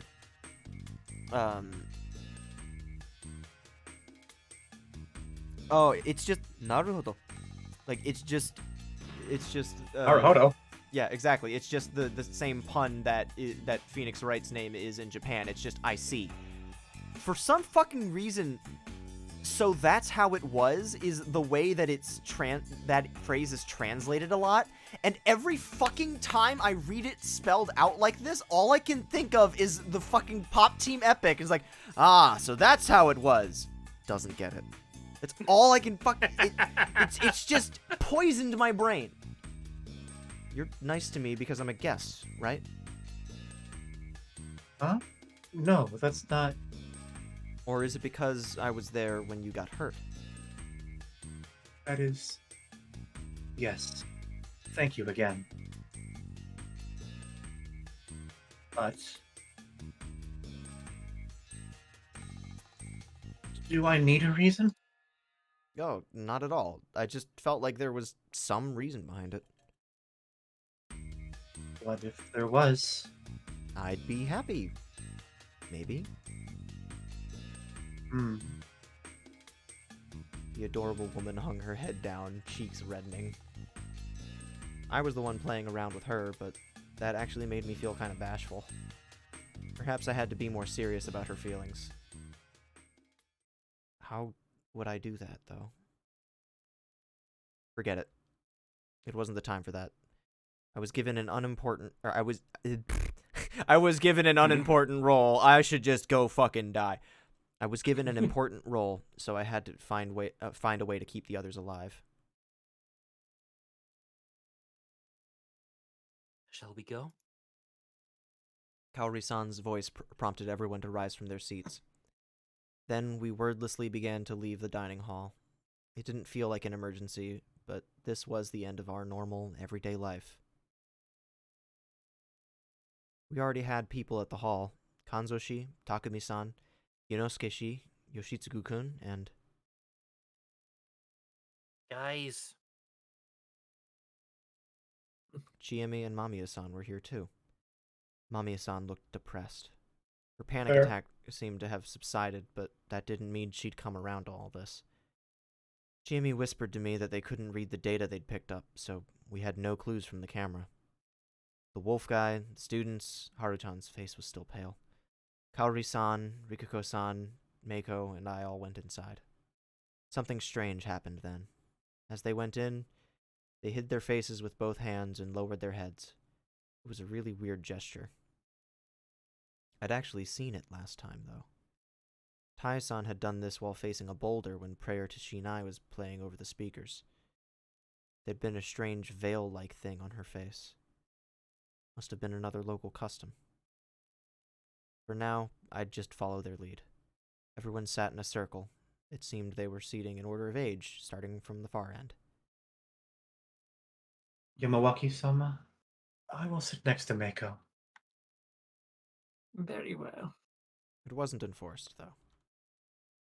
Fusaishi and the journalist should sit at... Lower end. All right. I sat down closest to the exit. Then Mamiya-san sat down beside me. Are you okay with this? I'm not a local after all. Her tone was cold. What's gonna happen now? No clue. She was whispering things like, why did this happen? Or, this just can't get any worse. And I couldn't see a single trace of the vigor from yesterday. Is this everyone? Oh, that's not me. Huh. Yamawaki-san entered last and closed the door, plunging the room into darkness. Mamiya-san gasped and Meiko let out a quiet scream, but that was it. No one here from Yasumizu was shook. Then there was a click of a switch being turned on, lighting up the bare light bulb above. We're back at it again! The lighting was poor, making everyone's illuminated faces stand out more. It felt unnatural, like a whole other world. Everyone seated? Then let's begin the feast of the Yomi Purge. And so it began. Urged by Yamawaki-san, Rikuko-san, as though understanding her implications, went deeper into the room, and after a bit of messing around, returned to us without tripping. In her hands, she held a label-less bottle.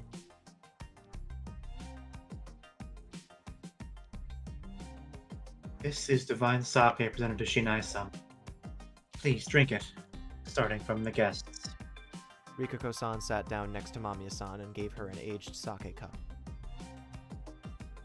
Do I have to? Yes, it wards off the corruption.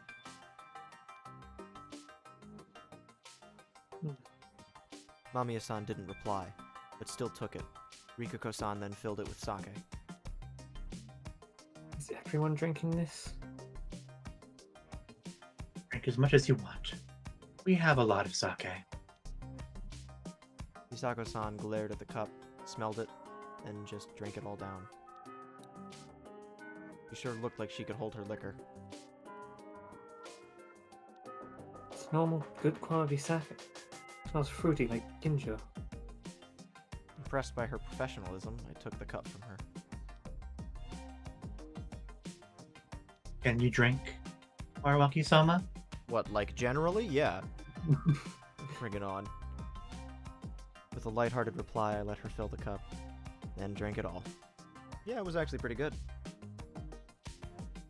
Seemed like a luxury, even. I had no idea how such a poor settlement got their hands on it. They probably had to fucking I make just it. realized we've seen the last several feasts, but Haruaki hasn't. Yeah, so initially I was hoping that would be an opportunity for me to just rest my voice a little bit, but Takumi and Yasunaga both had quite a lot to say during those feasts, so it didn't exactly help. Yeah. It didn't seem like I could ask for more, so I just gave the cup to Meiko. Rikako-san gestured for her to just pretend to drink it. Same for the students. The sake went through several people without anyone drinking. Now it's all adults. Here I go. And Shiemi emptied it the moment she got it. Rikako-san, who'd be sitting next to her if it wasn't for Meiko, then took a sip herself, followed by Kaori-san until Kionosuke finally emptied what was left. Takumi-san drank 2 full cups, saying, "Some feast, huh? You get to drink sake during the day." And the elders each emptied a cup.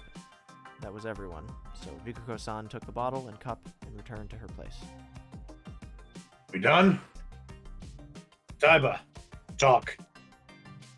We have people who do not know the story. We should start from the beginning. That's true. Well, let me tell you about it. Finally. Shinai-sama is the god of the mountain. Long ago, when this village was made, Shinai-sama's first guardian was the wolves, or Kami-sama.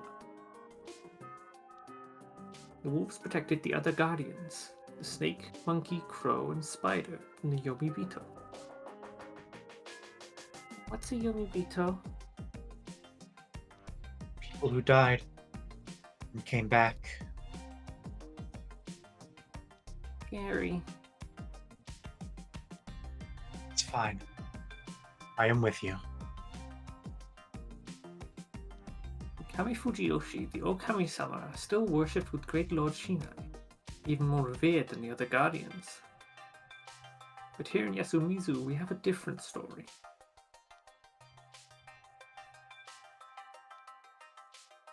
The Okami-sama did protect humans, but also ate them. The Okami-sama also forbade fire. That's why the people sought help from the snake, monkey, crow, and spider, and tricked the Okami-sama. Huh. Rikako-san had called it Yasumizu's original sin. Last time, Chiemi was the one to tell me. Everyone living here knew it, surely. And since Kionosuke and Rikako-san knew it, the village heads knew it as well. Kami Fujiyoshi's people, though, had just continued to revere the Okami-sama, the wolves. The people held a feast and gave the Okami-sama lots of sake. The other guardians helped push the sake on the Okami-sama, so the Okami-sama got very drunk. Eventually, when the Okami-sama fell asleep, people took the Okami-sama and threw them into Saranaga. Fujiyoshi then prospered more than ever before. Every now and then, the Okami-sama will rise from Yomi and eat people again. The Okami-sama can pretend to be human, so the humans must find them, hang them, and slay them all.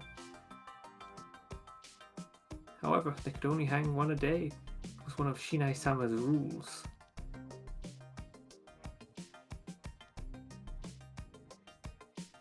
They'd gather like this and decided which one to slay. They'd call it the Feast of the Yomi Purge.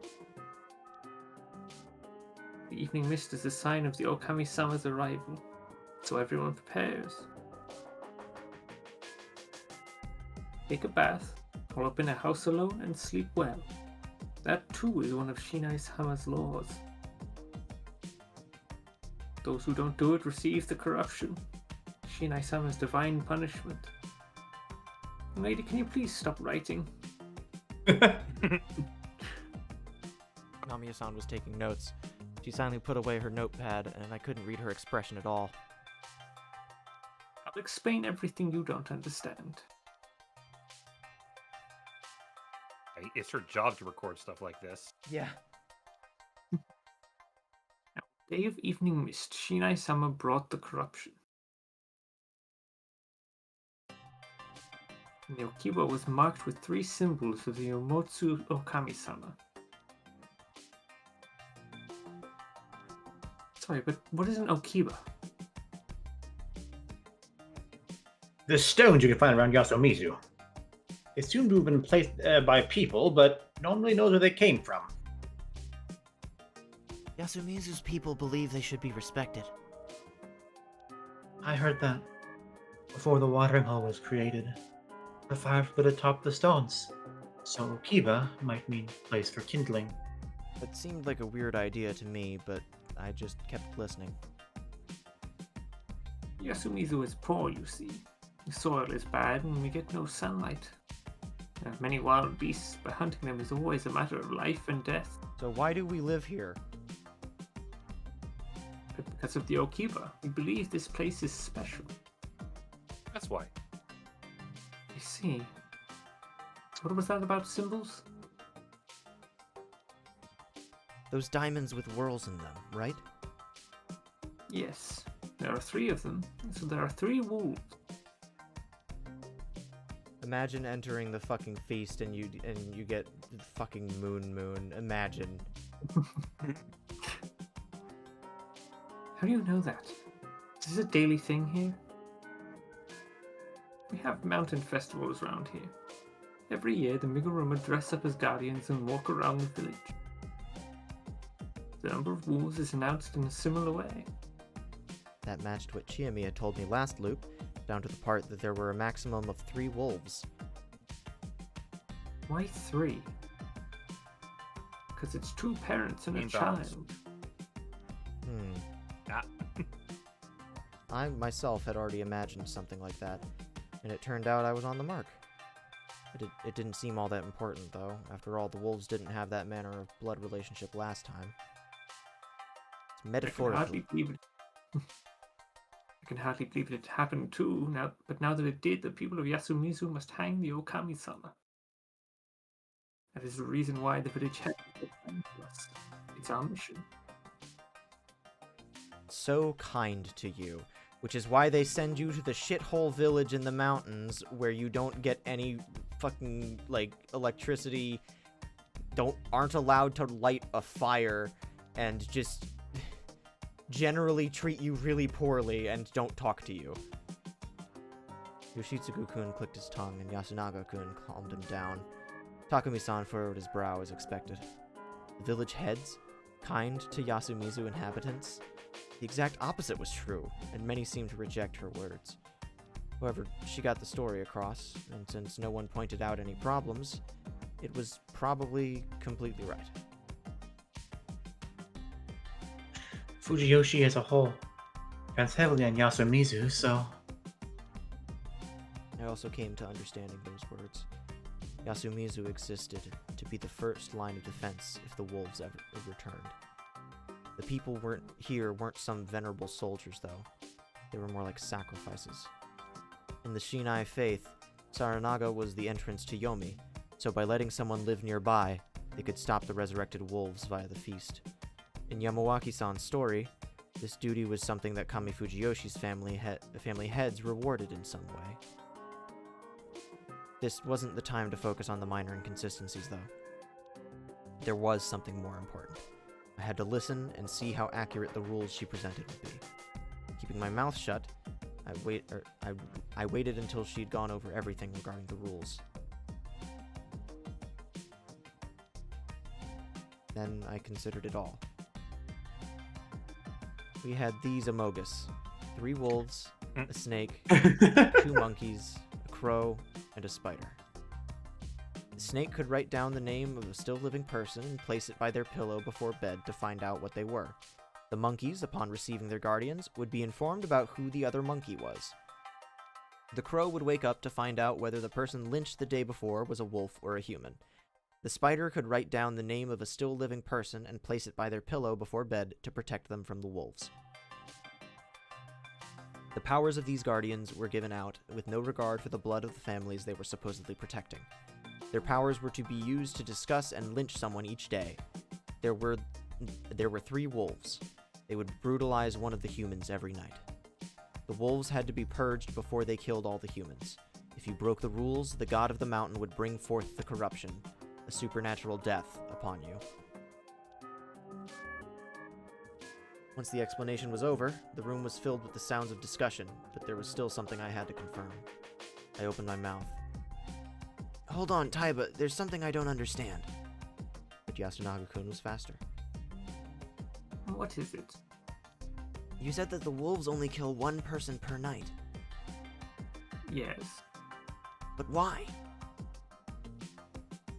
In Shinai-sama's court, even the Yomotsu Okami-sama must do what he says.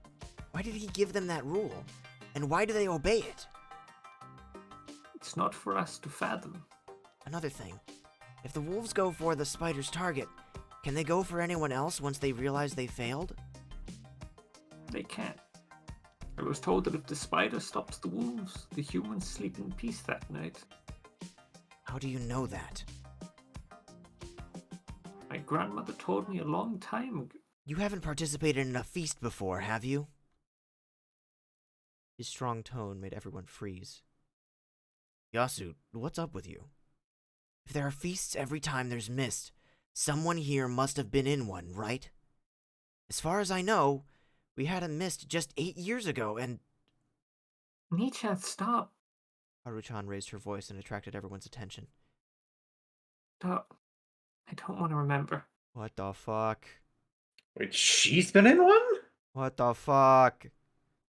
Wait, so Kaori hasn't been in one. She's like, so that mean like obviously because she and her kids moved here later. That much clicks, but like,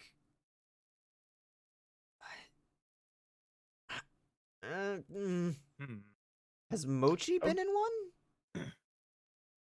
Maybe we'll see. I guess. I mean, he's also got sent here, probably relatively recently.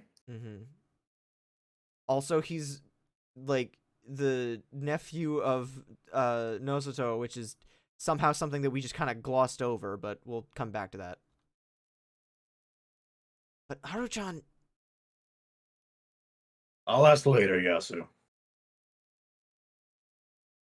My son and his wife died back then. Don't make Haru hear about it. Oh, fuck. That was her dad. Yeah. Okay. Noji-chan. Oh. So that's how it was. Did you see the aftermath of the landslide uphill? It's been like that ever since the Nosoto got to work on the place 8 years ago and it collapsed. It was all coming together. The landslide and Haru-chan's parents' death both happened 8 years ago, when there was mist. I wasn't in Yasumizu back then. Did you forget? I helped around the Kamifuji Yoshi school your children were staying at. It's my first time. Feast probably happened while we were away. My grandmother might have been in one herself. I see. Yasunaga-kun backed down, but didn't seem all that convinced. Yeah, me neither, honestly. I also had questions how the rules of the feast could be passed down so perfectly through nothing but word of mouth. After all, rejecting those rules meant death. What if there were gaps in what we'd just been told? Those who'd never heard of these rules or participated in the feast wouldn't have a clue. From what I knew, Tai-san didn't mention 3 important rules just now. The wolves also couldn't kill more than 1 person. If the spider successfully stopped the wolves, they couldn't choose any other sacrifices for the night. The guardians were written in blood, and you couldn't show yours to anyone. The first 2 were pointed out by Yasunaga-kun, but the last one, the thing I'd heard from Kanzo-san, wasn't mentioned yet. I wasn't too confident in this method of conveying the rules. If this was the way they'd been passed down over the course of the feast's long history, It seemed to me that vital information would have been left out like this, resulting in everyone dying through unintended rule-breaking long ago. That would have ended the tradition, and the fact that that hadn't happened meant there might have been other ways of conveying information. In particular, they hadn't mentioned anything about the way the Guardians were given. Leaving out the part about how they revealed through blood text seemed particularly risky. Konzo seemed to know that, though. But he's not saying anything about it. Mm-hmm. I'm only saying it to us. Oh, Curious. After all, it was possible that you could sleep in and someone could come in and see it without you realizing it, or you could roll around in a bad way and rub it out. Well, if they said it was some supernatural blood that didn't fade so easily, I'd have no idea what to make of that. There was also the possibility that you could walk around with the text on your stomach without realizing it was there. It took Konzo-san pointing it out for me to go back and check it. Yeah, all his outfits are just bare-chested, so he probably would have noticed himself, but like, I'd have liked to ask more about it, but that was the same as telling the wolves I had a guardian. What a predicament. But it didn't seem like I had any time to think about it. Enough of that. We drink, listen to the hag, and pick someone to kill, right? How the fuck do we do that, huh? A reasonable question, if crudely put. If the story's true, it means some of us are already dead and replaced, doesn't it? No. Like hell, that's true. Takumi-san had no patience for such superstitions. This is all the village head's fault anyway. They want to have some of us off in the mist to dampen our spirits. Muro, what do you think they are? Rotten-brained scumbags who are behind the times. Don't act like you can deny that. But what do you do to kill a person that way? I don't know. It don't matter. Talk to me. Wolves will kill us all if we just sit back and do nothing. Gotta hang him in the feast. There's no other way. Old man. Saying that at this point was pretty much an admission that he'd been in a feast before. However, his sternness made it hard for anyone to point that out. And having experienced a feast or two before was actually an advantage in this situation anyways. After all, everyone would want to benefit from his knowledge and experience. Unless he's a wolf. How do we decide who to hang? Yamawaki-san's question made everyone look at Konzo-san's face. You could tell how much they trusted him. Old man. Oji-chan. He's a wolf. Yeah, I got a bad feeling. Hey, you there. Fusaishi, right? Me? Yes? Can you die? What the fuck? What the fuck? What the fuck? What the fuck? What the fuck? What the fuck? My mind came to a halt for a moment, and I couldn't find how to respond. Matsu, pour him some more. What the fuck, dude? Nakashima-sama. Just do it. Rikako-san argued no further and brought me the cup and the sake. You should not drink. It's fine. I will. I took the cup, and she filled it up. What do you mean? I drank it all down, and looked over everyone's faces. They lowered their gazes or looked away. Adults, children, the elders, even Shiemi. No one besides Kanzoshi looked into my eyes. I could see how it was. Someone's gotta die. We gotta decide who. The wolves will win if we don't. We can't waste a day, but no one's weak enough wolf right now. We'll know more if one dies. I understood now. He wanted to start off by unmasking the crow. My death at the tree would be a chance for him to show themselves, since they'd know for certain whether I was a human or a wolf. Kanzo-san really did know how the beasts worked. He understood that victory depended on those with guardians. And since I was new here, I was easy to sacrifice. It preserved the group's unity and mental health. I could tell that they would tolerate me being the one to hang. However, I couldn't let that slide. Yeah, I don't want to fucking die! My current objective was to survive and escape. Not to mention I was the snake. My death would be really bad for the humans. However... You came here to die, didn't you? Congratulations, Pissman. You played yourself. So die for us, will ya? Our cover story has come back to bite us in the ass. What a good scenario. If I said I didn't want to die anymore, they probably wouldn't suspect me, but it wouldn't be good in the long run. If they saw me as pathetic, I'd lose popularity and my word would start to mean less. The settlement was in danger. Kanzoshi was trying to take control of the situation, and everyone was okay with it. If my words started meaning less to them, I'd be at a disadvantage, creating a situation where I, like the outsider I was, could be killed easily. My only option was to express that I was a person who shouldn't die, but be roundabout while doing it. However, that could make me look dangerous and make it more likely for them to see me as a wolf. Or some more.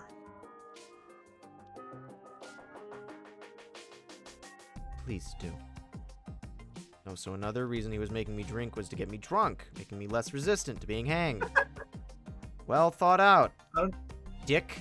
I couldn't get drunk from this, I don't know why though. that sentence, he was making me drink to get me drunk, stood out to me so much. Yeah, sometimes this game has a little Keikaku means plan moments like that. I couldn't get drunk from this, though. What a predicament. I had no choice but to man up. Wait, what are you about to say? What? I don't want them to kill me? How bold of me. Hisako Mamiya cut me off. This wasn't too bad, so I shut up and let her talk. And just keep quiet and listen to you all. You're actually okay with that? So I can't play along. Mamiya-san. Don't you think this is weird? The tires burst and the next day we're caught up in something like this? At first I thought it was too old-fashioned for you people, but I actually believe there's some custom where you abduct and kill outsiders. That's wrong! Takumi-san's expression changed as he cut her off. I see your point, but that's accidental. Everyone here feels for you. But from what was said about Fusaishi, I'd be the one to go next, wouldn't I? No, you wouldn't. The only one saying that is Old Man Kanzo. Takumi. And it looks like he's gonna enforce it.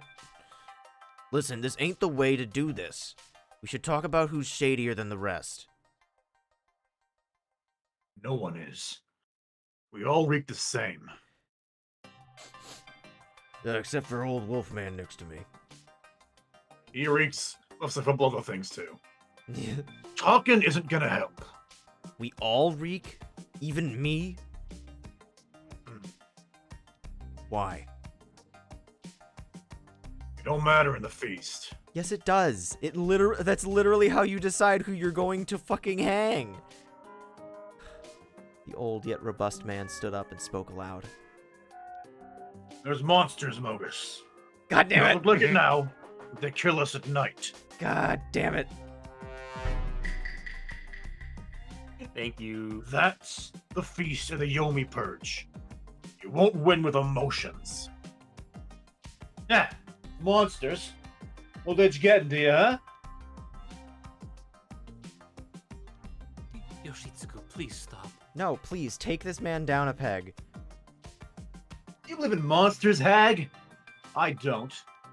Also, you're the guy who put nails in the woman's tires. Someone put them there? There's been a construction recently, right? People there barely have money for nails.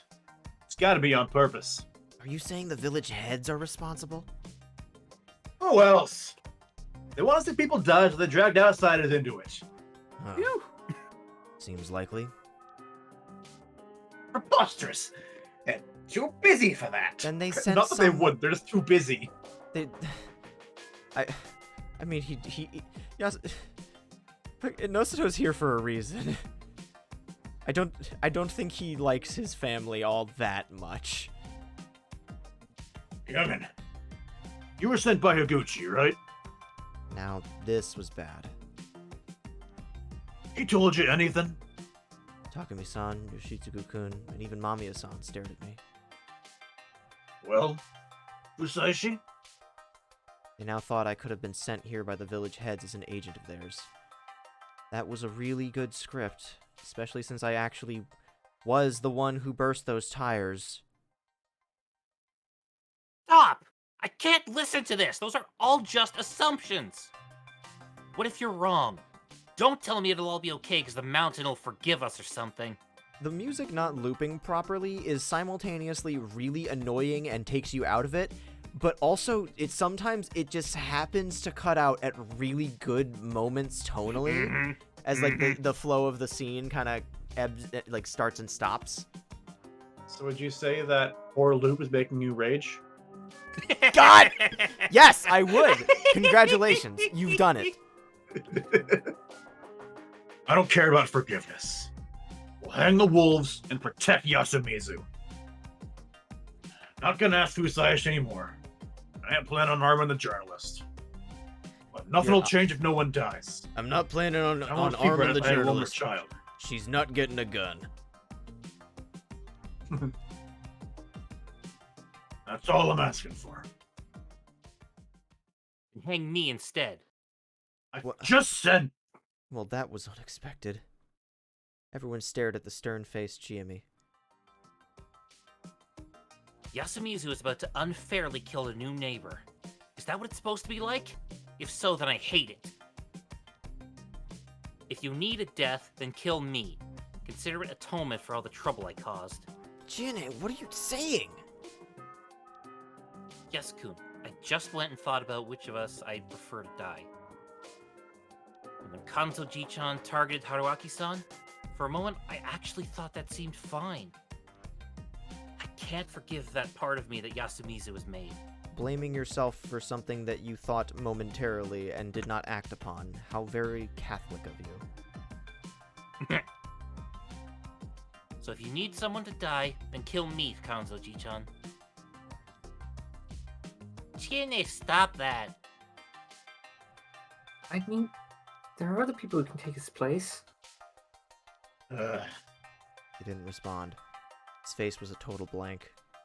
No, he actually seemed slightly vexed. It is just as Serizawa-sama says. If we seek a meaningless death from a guest, we cannot fault Mamiya-sama for respecting us the way she did. Then you do it! You're a fucking family head anyway! Fine by me. What are you saying? She's the last of the Uematsu! Protectors of dreams! How can you even suggest that? Shut up, you scrawny fuck! It is true that I have no guardian. Simply get in everyone's way. This is the quality raging loop shit that made me want to do this, because everyone's got a character and they're all yelling at each other. It's so good! I'm just talking in 4 different voices in a row. Yeah, I mean, that's gonna happen inevitably, but, like, it's good. It's good shit. But I am concerned about this girl.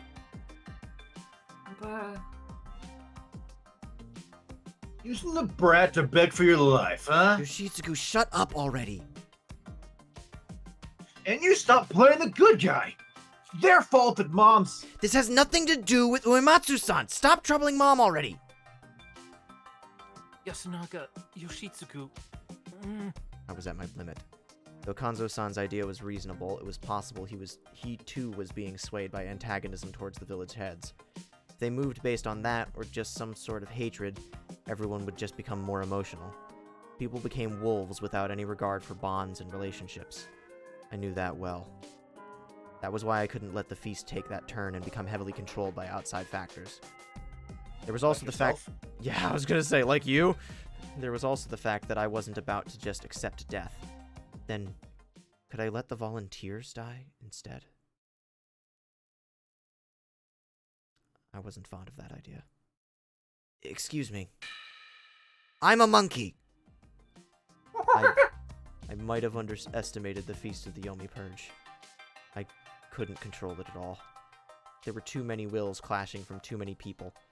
Surprised by Yasunaga-kun's words, I fell silent and shot him a sidelong glance. Yasunaga, you... My guardian is the monkey. I don't like it one bit. The mountain sure works in mysterious ways, huh, Mom?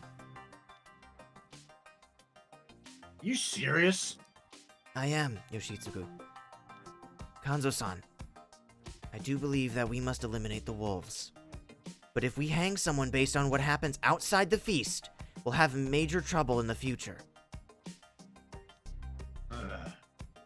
There's still other things we can do. I am a monkey. As such, I want the other monkey to present itself. Wait, Yasuku. Guardian's too precious to reveal just like that. Okay, but what else is the monkey supposed to do? That's literally Yeah, that's all kind they're of the- good for. It's better when to do it, though. No, Taiba. The monkeys are the only ones that should be revealed. You understand, Haruchan? Alright, not at all. There are 2 monkeys, but they don't have any special powers. They're just monkeys. That means they're not much of a menace to the wolves. Revealing them instantly removes 2 suspects, making it easier to find the wolves. Oh, yeah, they're just people, so they're safe. Now please show yourself. This was a trap. The monkeys knew who the other monkey was. He didn't have to ask them to name themselves. He could just point them out. He also emphasized that being a monkey meant you were no longer a suspect. He wanted to set a trap for any wolves who didn't have a good grasp of the situation. If a wolf tried to pretend to be a monkey, Yasunaga-kun and the other monkey would point it out, leading to the faker being hanged. Even if it didn't work, like he said, exposing the monkeys was a good way to get rid of 2 suspects. Everyone who knew how the monkey worked would understand this, because as things were, it wasn't unlikely that a wolf could fall for it. It was a simple, creative idea with no risks involved. And now that he'd come out as a monkey, he was confirmed to be human. That made me more relieved than anyone else here. That meant that he, the one who had a flawless victory as a wolf last loop, wouldn't be an enemy this time. I already knew that the Guardian assignments were completely different than last time, but it was still a nice thought. However, that idea was quickly flipped around. Yasu, don't go acting big on your own. Big? Only can reveal themselves. How many of you all agree with that? The only ones who raised their hands were Chikamochi Kamoshida, Kiyonosuke Nosuto, Chiemi Serizawa, Isako Mamiya, and Haru Makishima, who was kind of timid about it. Mom, Dad, I'm a monkey. Also, I somehow missed Quark's comment about let's kill that 5-year-old and be done with it. No! Mako is a harmless little sheep girl. Yasunaga-kun included, that was 6 people, a minority in the 15 here. Acting big when no one understands a thing. Blabbing on while making yourself look right. That's what wolves do. Everyone suddenly stared at Yasunaga-kun with pointed glares. Hold on, are you saying that Yasunaga's a wolf? He ain't wrong. You can't fake a monkey. He ain't a wolf, he's what he says he is. But don't go off without telling anyone how it is. The rest ain't as clever as you. Then let me explain it again.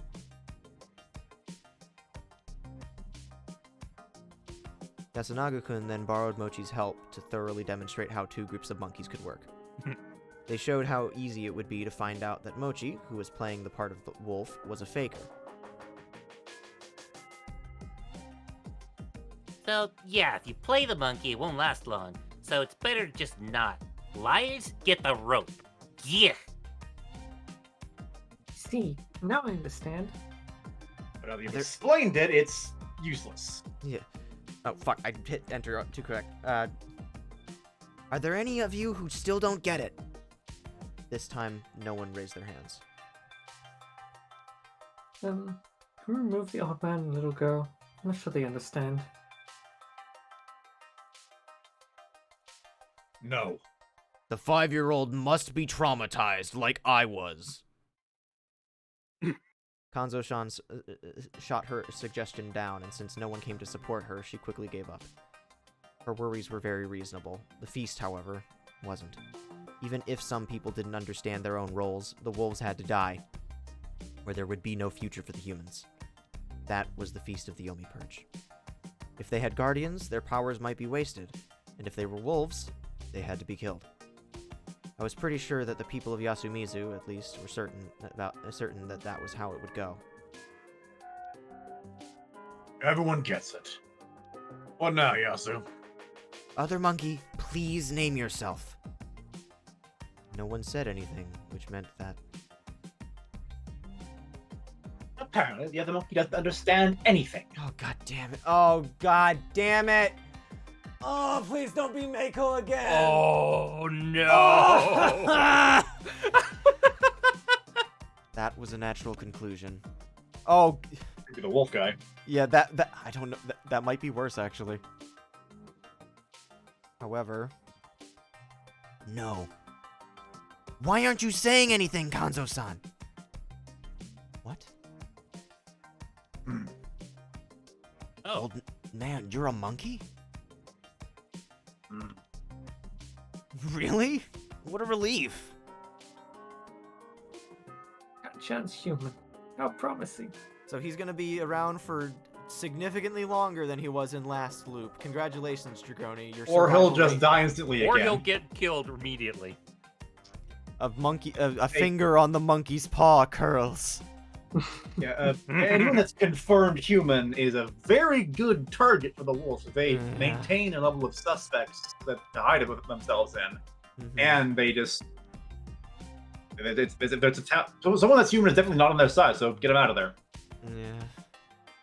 They seemed genuinely relieved. You could tell by the sighs and whispers. It was true that it was good he wasn't a wolf. If he was and continued to take charge of the feast like he was, he could have probably killed everyone even more easily than Yasunaga-kun. Why didn't you name yourself? However, not everything about this was perfect. Yasunaga-kun had forced Kanzo-san to reveal his guardian against his will, which was probably his way of taking the lead. One of them knew how to use his guardian's power, the other didn't. Revealing that made Yasunaga-kun seem more reliable. However... If you ask me, I couldn't believe it till you pointed me out yourselves. That's just absurd! Watch what you're doing. He told us explicitly that we needed to check for a mark on our stomach. So if he was the monkey, he had to have known about that, and yet here he is trying to pass off that he wasn't the monkey. Is he trying to make Yasunaga, like, backpedal a little bit and try and make the wolves, like, not sure that he's a monkey? I'm not quite sure what he's doing here exactly. Yeah, this man is a fucking enigma. The worst part is he could probably kill me and still win the game. Yeah, from what Harawaki's saying, it sounds like this is a power play between the two of them more than anything else. Yeah. Yasunaga-kun's first step went over the heads of most of those present, and Kanzo-san had used that against him. He had the makings of a leader, and by scolding Yasunaga-kun for his hastiness, he made it clear what the chain of command was here. As a result, Kanzo-san's control of the situation was stronger than before. That also meant that Yasunaga-kun's plan to help me was negated, leaving me in the same danger as before. I had to act now. Excuse me, can I finally talk? No. I went and asked Kanzo-san. Talking out of turn here would just make me look like the bad guy. Huh? I don't want to die yet. It's not like my life's precious to me. I just think I can be more useful to you alive than dead. This man's desperately giving Kanzo a very big wink, and he's just like... Makishima-san, this morning you told me that guardians appear on the stomach. Does everyone else know this? I watched everyone's reactions. They just made a little bit of noise. I forgot to say it. It said that the guardian marks appear on the body. Somehow I genuinely believe that she just straight up forgot, honestly. Yeah, it tracks. Old. I'm old. I'm old. I think everyone from Yasumizu looked at themselves this morning. If you found a mark, you can't show it to anyone. We have to hide it? No, you can wash it off. I see. So outsiders like Hisako-san and Meiko-chan might have not known about this. I told Mako about it. No need to worry. She did have to be prompted last time, though. Okay, then. What about you, Mamiya-san? I didn't look. First I've heard about this. So it's possible that Mamiya-san has a guardian, but just doesn't know it. By the way, can we pause the feast? We ain't leaving till we decide who to hang. I see. So Mamiya-san will have to check if she has a guardian before tomorrow's feast, and should be left alive until then, right? And if I had a guardian, you couldn't hang me. But if you didn't, you could. But if I didn't, you could. That's why you asked me that question this morning, right? Start your stomach. Huh? Guardian show on the stomach. And since you apparently concluded that I didn't have a guardian, you decided to hang me, right? Surprisingly, Kanzo-san grinned. You got a good head and tongue, I see. You could have fooled me. That doesn't look very grinning to me. I didn't get a smile Kanzo-chan, on you're Sprite. being too cruel. It's fine, Chiyomi-chan. I understand my position and knew this was how it would go. As a human, I don't plan to lie to survive, but I want just one more day. I'll use it to think of ways to help the humans win and find useful information. I'll present it to you tomorrow. If it's no good, you can hang me then.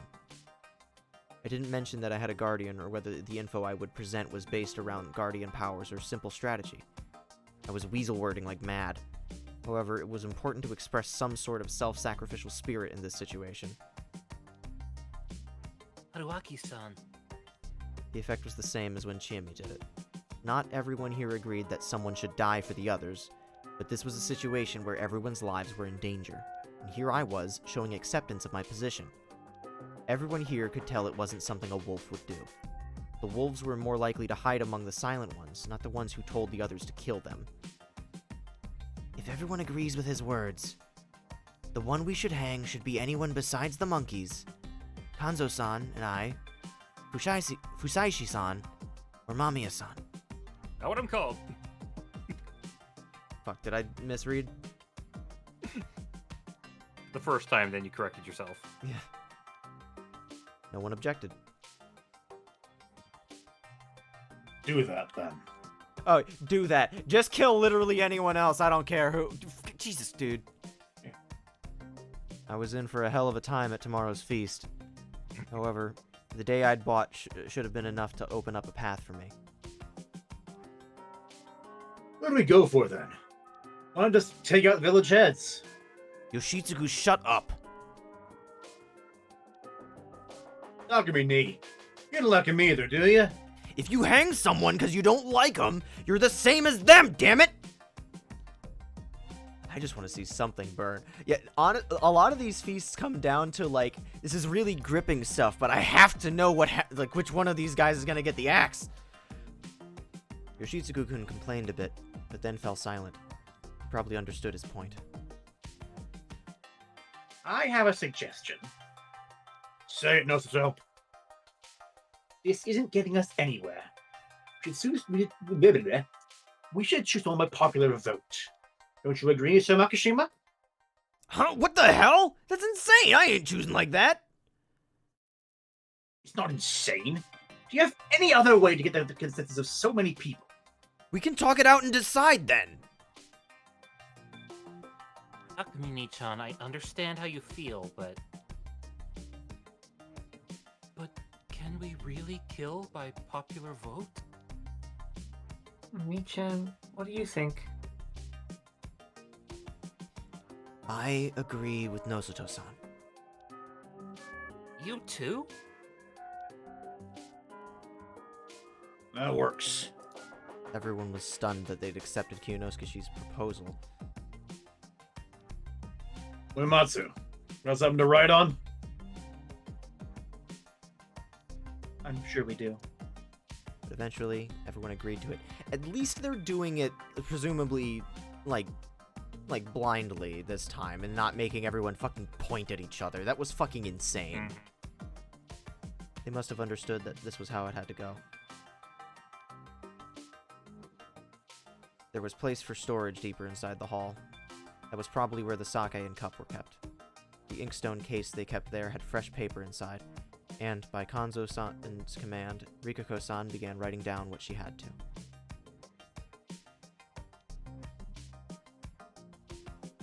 Kusaishi-kun, Yes? you prepared sake and writing tools. It means that someone knew this could happen, right? Yeah. The paper doesn't seem decades old either, and the water isn't rotten. Does that mean this whole thing was set up by humans? This building is it's a shrine to Great Lord Shinai. 2 times a year, during the mountain festivals, the 4 fed hams of Kamafushio to prevent various offerings. Fed Hamleys. Fed Hamleys. Ah! Divine sake, writing tools, ropes, sickles. Why the sickles? Lamp oil. Rope bombs. I was told these items have been kept here for a long time.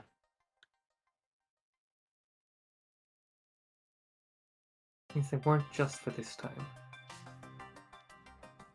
But the head family still knew that they would be used, right?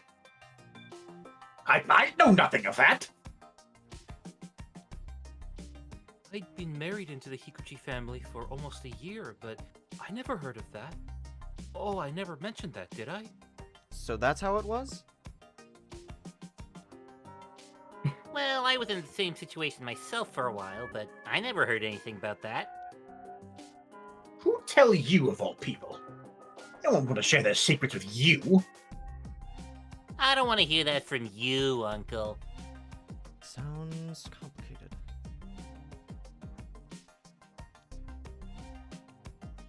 I also did not know the things here would be used.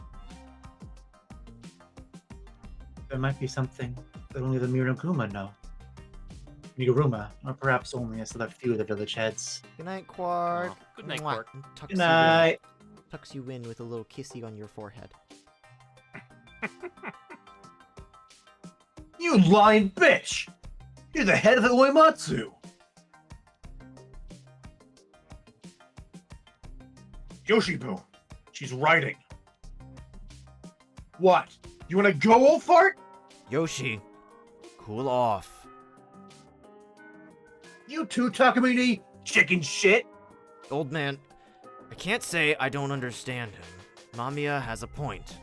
This means that the heads just acted nice and tributed the stuff, knowing this would happen to us.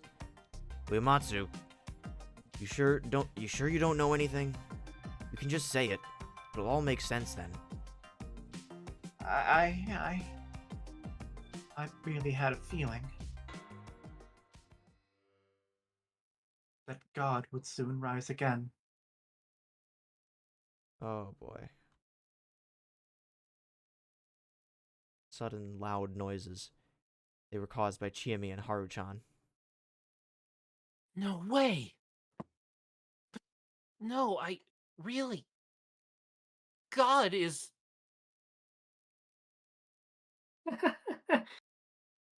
What? Haru! Every time I hear this particular song, all I can think of is some RPG Maker horror game. A sudden burst of happenings was too much for me to keep up with. Haru Makishima suddenly started laughing out loud. Kanzoshi's face paled right before he ran over to her. Everyone else just stared at them, dumbfounded. Haruni? Again? Weren't you cured? What the fuck do you mean? Haru-chan, hang in there! Does she have like a psychosomatic response to the word God? Or does she just have fucking, like, episodes? Out of the way, Chikamochi! Crap! Nozoto, you know anything? See? Didn't I already tell you before that mental illnesses cannot be treated in a place like this? I Don't touch my granddaughter! Menacing and pushing everyone away, Kanzo-san embraced Haru-chan tight. Haru, calm down. I'm here. I had no idea what was happening. God was sort of like a keyword. No idea why, but last time it'd have a profound effect on Chiyomi. It worked on Haru-chan too.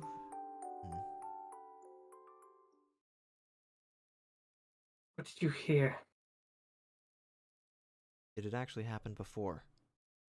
Was it different from the Okami-sama and Shinai-sama? Okami. Wolf. Come to think of it, in addition to wolf, Okami could also mean great god. Was that significant?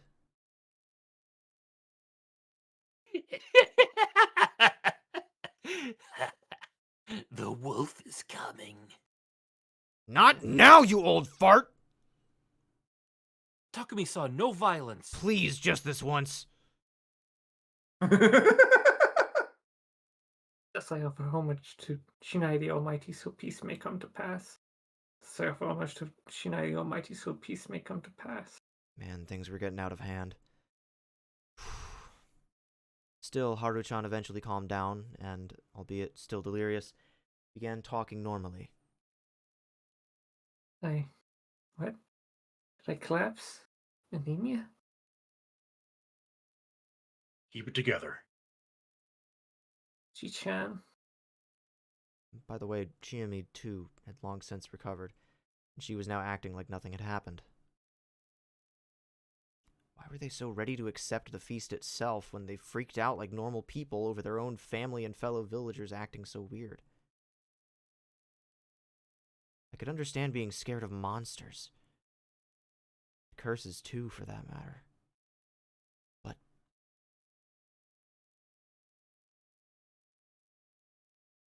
they also had the insanity to hang their own mothers and accept being hanged by the ones they loved. It was something straight out of hell. Just how many times would I have to see this kind of thing before I understood it all?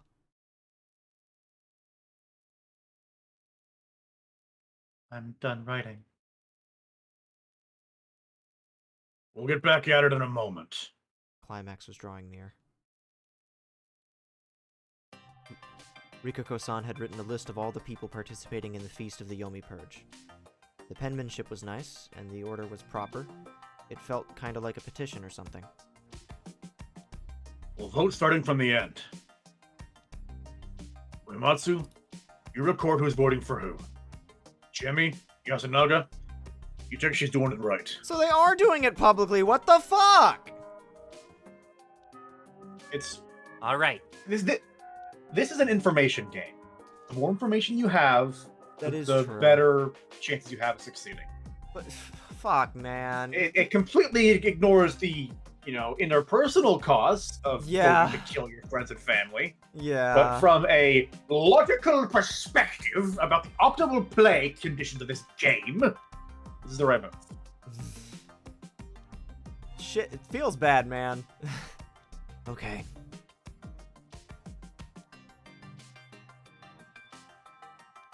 We will not vote for Mamiya-sama and Fusaeshi-sama, correct?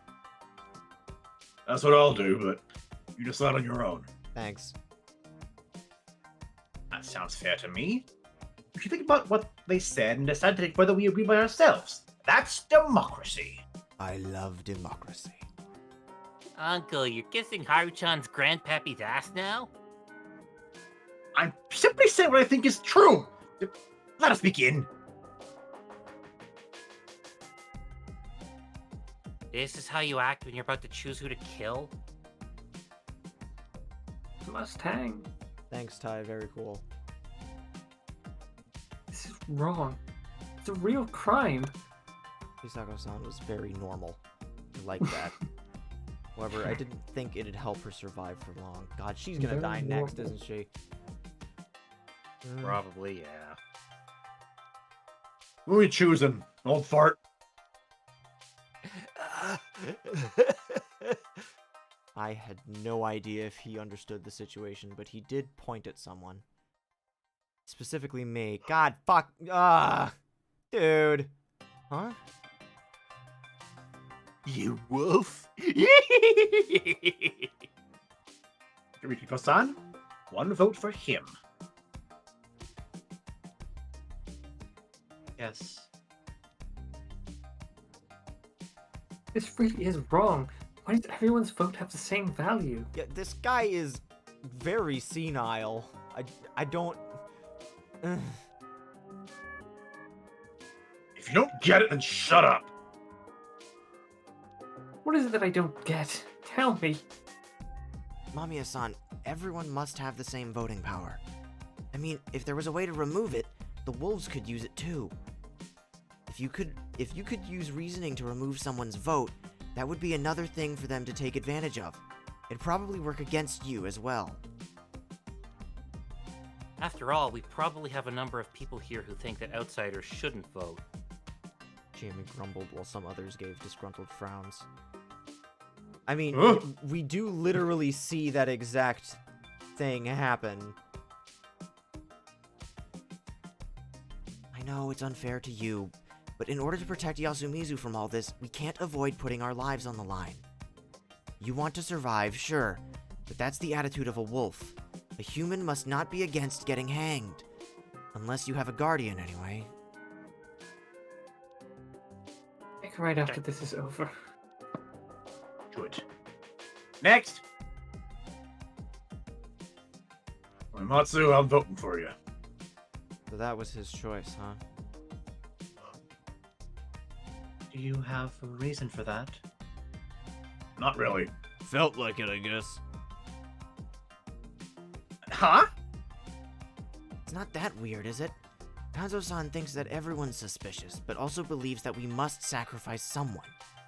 If he can't go for Fusayoshi-san or Mamiya-san, the ones easiest to hang here are Uematsu-san or you, Nosuto-san. Also, I understand. I accept the vote. Oh man. Bachan, you're next. I don't really get it, but if Kanchan ain't voting for the outsiders, then I'll do the same. And Kanchan and Yasukun aren't wolves, right? that's safe to believe. I'll vote for Yoshi-kun. Huh? You damn head. Why? Probably because you're saying shit like that. So violent and don't listen to your mother. Your attitude must be the reason why the corruption came. Not a great way to frame it, but I mean, he's being a dick. That's your reason? I get it.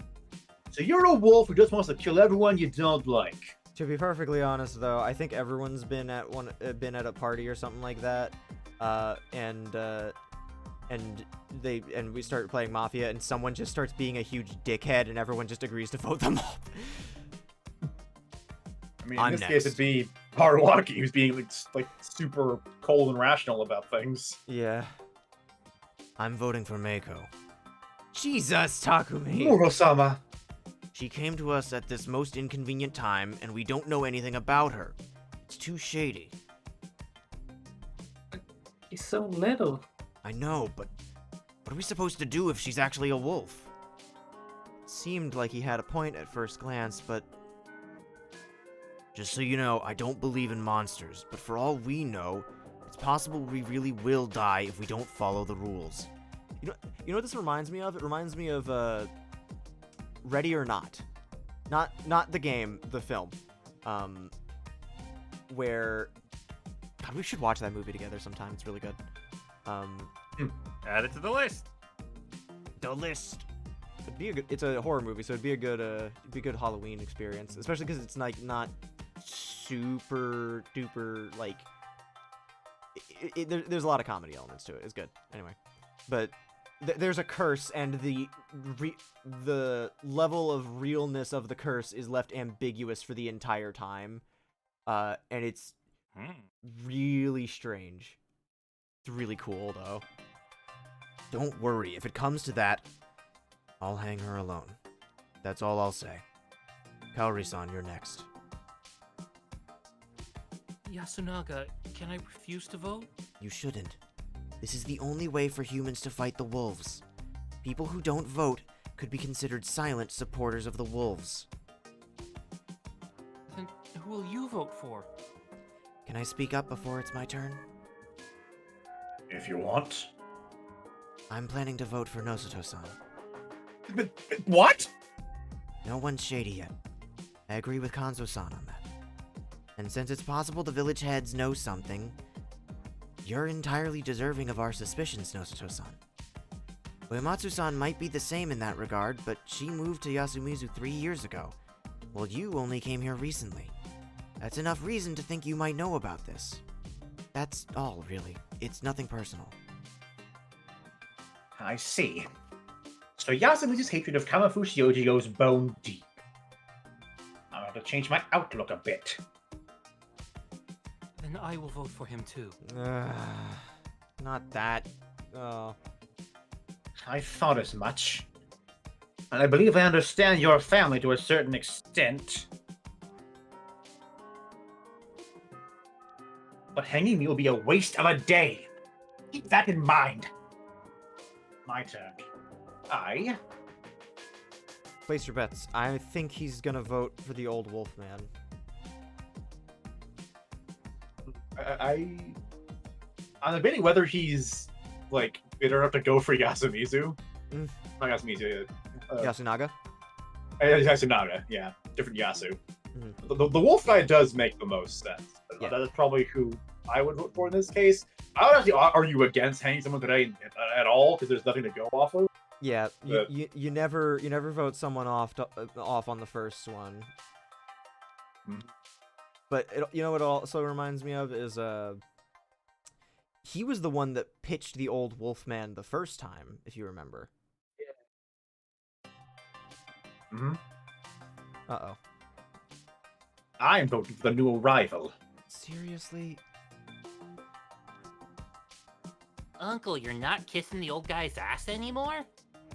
No one's been kissing anything! I simply think he's trying to weasel his way into surviving without lying in the process. I'm not completely confident, but as things are, the most suspicious person here is the one who had the least reason to survive. Everyone wants to survive, damn it. Requesting anything better. A person who's only been here a day seems a bit cruel. Do whatever you want. That's it from me. Unfortunately for me, he did have a point. He was also correct. I hate it when he's right. I already said my vote. Mochi, you're next. One for Uncle. Shigamochi, you too. I mean, it's looking to be a vote-off between you and Richan. Richan's a girl, so I figure I'll let you take it. Oh my god. Shigamochi-sama. I have nothing against protecting Mikiko-san, but that is an entirely different matter. Anyway, it's time for the one most likely to vote for Uncle, Yoshi! One for Uematsu. What the fuck? Huh? I just think she's shaded in the scrawny dumbass. Oh, I wanted to vote for a certain hag here. That is more important to actually kill someone. Oh my god, dude.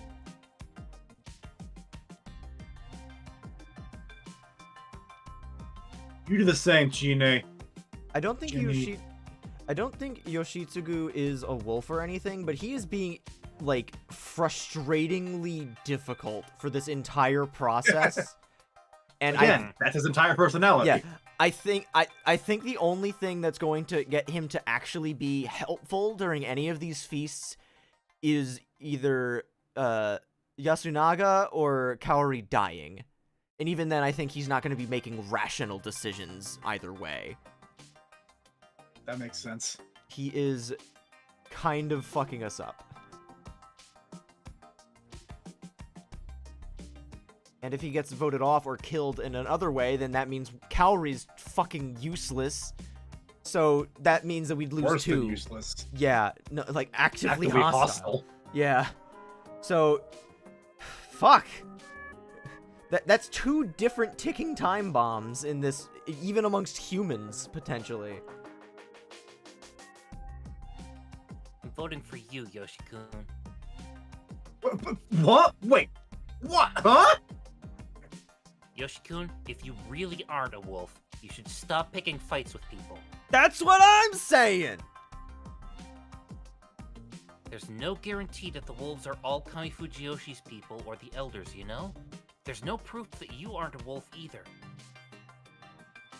I'm almost completely against everything Nosato-san's saying, but I agree with that much. I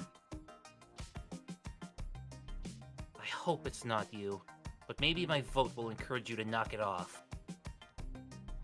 Is this for real? For real? Yeah. Yoshitsugu, please calm down. Everyone, please, I beg you. Don't worry, Yoshi-kun won't die that easy. You're next, Aru-chan! That guy over there. Finally. No, shit, no! I thought she was talking about the wolfman, no! She pointed at me. Well, I can't blame you for not trusting me. Haruaki-sama. You're next, Rikako-san. I am voting for myself. Does that mean she has the most votes now? We still have 3 to go. What? Is that allowed, old man? Nothing against that. Right, Taiba? I've never heard of this happening, but it ain't forbidden. Rikako-san, I know what I said, but you don't have to force yourself like that. No. Your spirit for self-sacrifice moved me and made me realize that perhaps my role here is to take in the hatred of everyone present. Yeah, but you're the love interest for this route, which means you're not dying. Do not know who to vote for. Please, vote for me. Just please, spare this little girl. What was I supposed to do with this? Mako, pick someone to hang. Him. You goddamn brat! You're being real scary, dude. Don't bully One-chan. Haruaki-san, you're next. Alright, who do you think Haruaki-san is voting for? Man, I don't know. There's so many goddamn thoughts floating around. Yeah, it's really hard to keep track of everything. Yeah. I think he's gonna go for Nosato to try and protect Tsurikiko. Yeah, but that would also draw Nosato against him, but Nosato seems pretty combative right now anyway. Kinosuke-shi, Yoshitsugu-kun, Rikako-san, and I all had 3 votes each, while Mako-chan had just 1. Do not vote for the fucking child, dude. What if several people get the same amount of votes? Huh? And the rest of us will vote to hang one from just them. Well, well. Suspects who'd go up to the next round would lose their right to vote, huh? That was something. But if that was how it worked, then... What if there's a complete split on the second vote? We do it again. Haruaki, you would make a great congressman, and I hate that I have to say that. That's what everyone wants. He won't hang anyone. Well, that was interesting. They'd go for a final vote by limiting the suspects and giving the voting right only to the rest. And if there were several in the limited group who received majority votes, or who received majority votes too, they could vote again. But if there was a completely perfect split among them all, then they couldn't cut the numbers down again, nor return back to square one, making it impossible to continue the voting. Okay, so he's gonna vote for the little girl. Oh, man. Yeah, he's probably gonna vote for Mako and trying to convince Manga to vote for her too. That's my guess now. This was actually quite a delicate situation. The ones in the lead were Kinosuke-shi, Yoshitsugu-kun, Rikako-san, and me, with Mako behind us with just 1 vote. Normally thinking I could vote for one of the other 3 to make sure I survived. Then, even if Mamiya-san picked me, I wouldn't die right away. There'd only be a final vote, which was dangerous in its own right. However, I didn't feel like voting for Yoshitsugu-kun. His votes were mostly just a punishment for being a brat, so actually killing him would shock everyone present. There was also Kaori-san, who would most likely make a mess of the whole feast again later on. I wanted to avoid that. Then, I'd vote for Kiyonosuke-shi or Rikuko-san. The former seemed like the better choice. He'd voted for me, and he'd probably prefer to die rather than see Rikuko-san hanged. However, he really didn't feel like a wolf to me. Could I really kill him off just because the village heads, like him, were so resented here? What will you do, Mamiya-san? Why are you asking? Honestly, I feel like the very act of voting is risky right now. So I want your opinion. We'll prevent a murder, if possible, anyway. She might be on the same page. Did she also see it? Did she notice the unlikely but possible way of preventing everyone's lynching? That helps the wolves, you know? Like I care. This is Japan. We have laws. I thought this was America! If you're going to approve of crime just like that, I'm going to stop you like the good person I am. Her words were just too reasonable.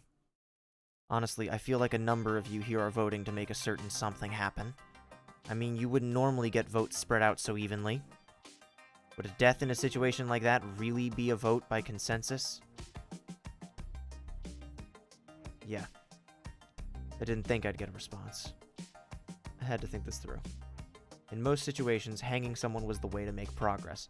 However, I still had another option, the snake's power. If I didn't use it at least once, there'd be no point in me having it. First and foremost, I had to make it through this day. However, this was a situation without any clear enemies.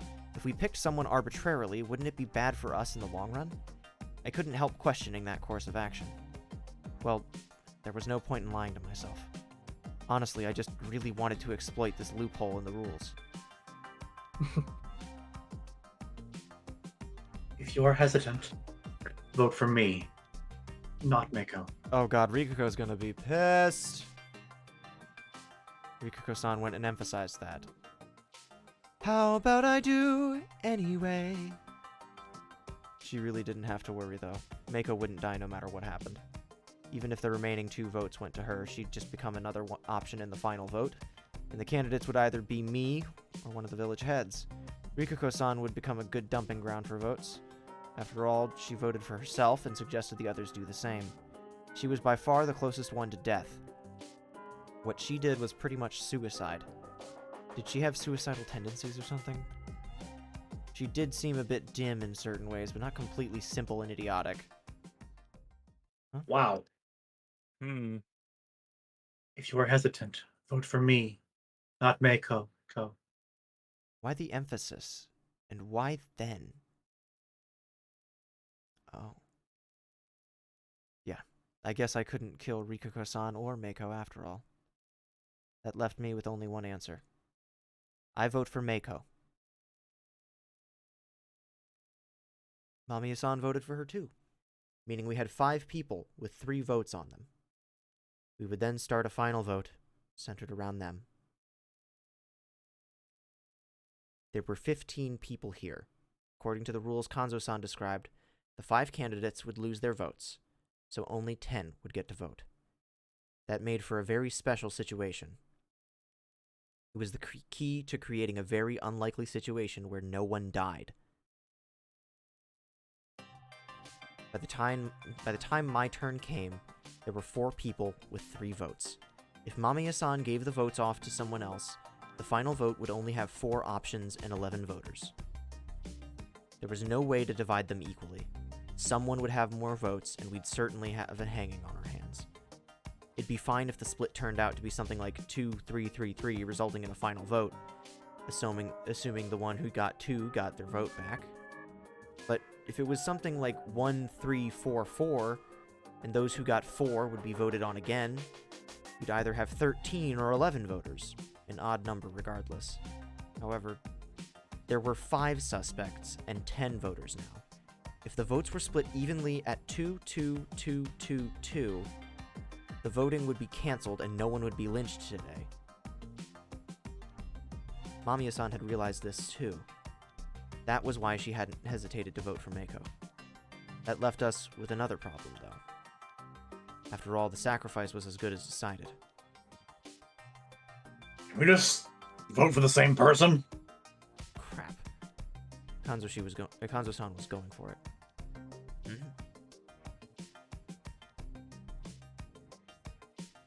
Still, Wait, let people vote again. Jimmy realized it and acted on it. Yes, of course. Otherwise, Riko-san, please show me the results. Yes, certainly. Exactly. He'd realized it too, and looking at the results just confirmed it.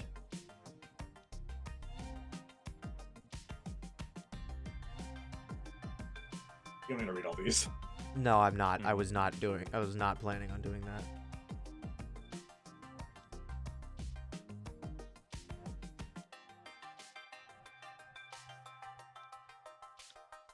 Exactly. As things were, I, Yoshitsugu-kun, and Meiko would have 2 votes. Rikako-san would have 1, and Kiyanosuke would come out on top with 3 votes. Of course, there wouldn't be any problems if the results changed, but Got a reason for that? Of course I do. What's the point of a final vote if we don't actually vote again? Gee. Did you vote to make the numbers the same right from the start? Chiemi fell silent. She had no rebuttal. The purpose of the final vote was to cut off the minority, those who had the votes, and let the majority's votes do the talking. That was why it was impossible to select anyone when the votes were split perfectly and there were no minorities or majorities. However, here in Yasumizu, where the suspects lost the right to vote, things were a bit different. By simply removing the right to vote, you already had a difference in votes, so it wasn't necessary to vote again, as the minority that should have done that didn't exist. The 10 who could still vote could vote for the same people, so why wouldn't they? Can't you people vote for the human sake?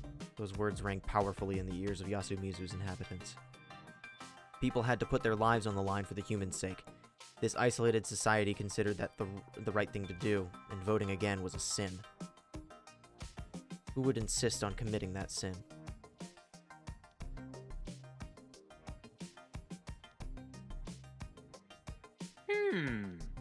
Especially among the 3 who voted for Kiyanosuke Nosutoshi. Which one of them could change their minds and vote for Rikako Uematsu?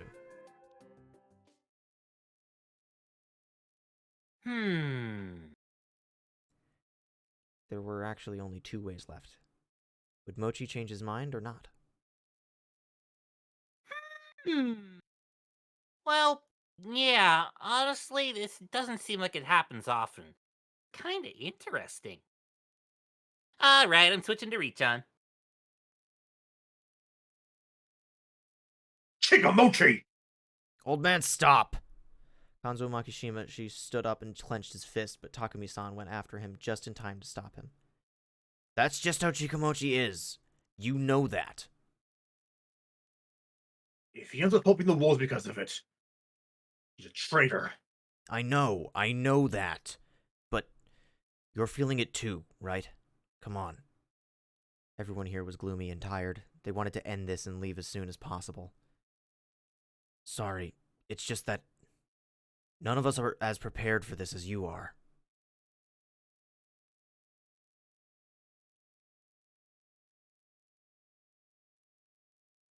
I am! what That can mean- Chan? Oh, did you say that and then it just, noise suppression just ate it? Oh, Oops. oh no. There's no helping it. It's the law to hang according to group consensus. I know. Don't come cry to me if you regret it. Feeling slightly guilty, everyone silently listened to Kanzo-san's words of condemnation. The first day's feast had ended, and had actually contributed to the group not killing anyone. Something I was completely against last time. Kanzo-san left the hall in a deafening silence. After he was gone, everyone else slowly stood up and left. They all wore varied expressions of relief. Fusayoshi-san, I want to talk to you later. All right? Hearing that as I left was actually kind of scary. Especially after last time. Hey, Haruaki-san? Oh? Arawaki-sama, can I have a moment later? The harem route lives on. Oh. Whoa. Popular. Don't act like hot shit just give a pretty face, you lunatic. So that's what this was about? Hey, talk with me too, Piss Man. Yeah! Before it sticks, let me just ask you to stop with that name. Too late, dude. Never. Wanna talk to me? You're just gonna try to prank me again. What's going on here? Everyone back away! Hey, careful with the secret meetings. The one to interrupt the weird event was Takumi-san. I know the mist is about, but Yasumizu's small. You'll be heard even if you whisper, and it'll be barely half a day before everyone knows what you talked about. You shouldn't share anything too important. Thanks for the warning. That was true. Even if someone did share a secret with another person, there was no guarantee it'd be kept. Plus, keeping secrets would It'd be really easy for a third party to hide in the fog, too. Yeah, the fucking, like, oh man, the draw distance in this town is absolute garbage. Plus, keeping secrets would sow distrust, and meetings with the opposite gender could also spark jealousy. I didn't want anyone to spend the next feast talking about how I was Wolf having secret meetings or something. Better to discuss things out in the open, where there would be witnesses. Fusaishi-san, we must prepare lunch.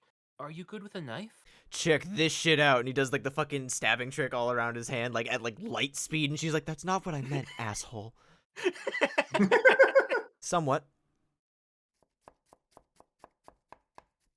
My first, I know it's just a cutting board sound effect, but my very first thought was the fucking witch's house chef. A hand is exactly what I needed! And so it was time for food. We didn't have much besides the ingredients we'd had this morning, but there was some curry roux? Yes. Yep. Curry roux in the storage, so we started with that. However, it was just one family-sized box. It wasn't quite enough for 15 people. We ended up filling the soup stock. Yeah, that's what I thought it was. I have a notification to CluelessAnon on a stream offline. Of course, I saw the square go red. We should be back up in a second. It broke for a second. Yeah. We ended up filling the thin curry sauce with soup stock, salt, and soy sauce. The resulting flavor was pretty potent. The curry we ended up with was more of a soup, but the diners seemed to like it. Apparently curry like this wasn't unusual here, but it was only brought out for special occasions. This was actually Yasumizu's local curry. That made me kind of sad, but it wasn't enough to stop me from eating what should have probably been called curry rice gruel or something. Then I washed the dishes and checked on everyone. Since Takumi-san suggested we stay close together, we spent our time in the slightly cramped dining hall. Kanzo-san left, though, saying something about looking around. Stay here. How about when you step out or we'll shoot you dead? I don't know if I completely believe that he's a monkey or not, but I really do not like Kanzo's vibes. He's worrying me a lot. Look, I know what's going on. The rest of you can just shut up and fall in line, okay? I got this. Yeah, that seems like what his mindset is, pretty much. A threat like that made everyone pretty reluctant to leave. He had the right idea, though. Splitting up before had rapidly thinned the number of humans. That was fine and all, but the threat seemed a bit much. It felt like Kanzo-san was tripping his own death flag. The ones left at the dining hall were chatting, and the students being the most talkative. They talked about their studies, while Chiemi spoke of her time in college. Apparently, Chiemi was majoring in linguistic anthropology. When asked what that involved, she answered reading books and writing reports, so it didn't seem like her seminars were particularly formal. No one discussed the feast, though. That was related to what Takumi-san had said, which seemed like an unwritten rule here. Whatever the case, everyone was way more cheerful than they were this morning. Shikimochi-kun occasionally spoke to the old wolf guy, who was sitting in the corner of the room, while Kiyonosuke-shi did the same with Rikako-san. Mamiya-san seemed slightly uncomfortable, though. I'd have to talk to her later. There was some segregation, and it felt a bit cramped, but it did seem peaceful. It was objectively an awful situation, though. No matter how everyone here felt, one of us would definitely be targeted tonight. The current atmosphere was probably better than doom and gloom, but it was bad that no one was interested in reviewing and analyzing today's feast. Who would be the target today? After today's feast, I could see several people that were a threat to the wolves. The ones taking the lead were Kanzo-san and Yasunaga-kun. The two were monkeys, and extremely charismatic to boot. They had both insisted on hanging someone for reasons other than personal grudges, and that was all great. However, Kanzo-san's assertiveness made him stand out, while, as Kanzo-san aptly pointed out, Yasunaga-kun had a habit of getting ahead of himself.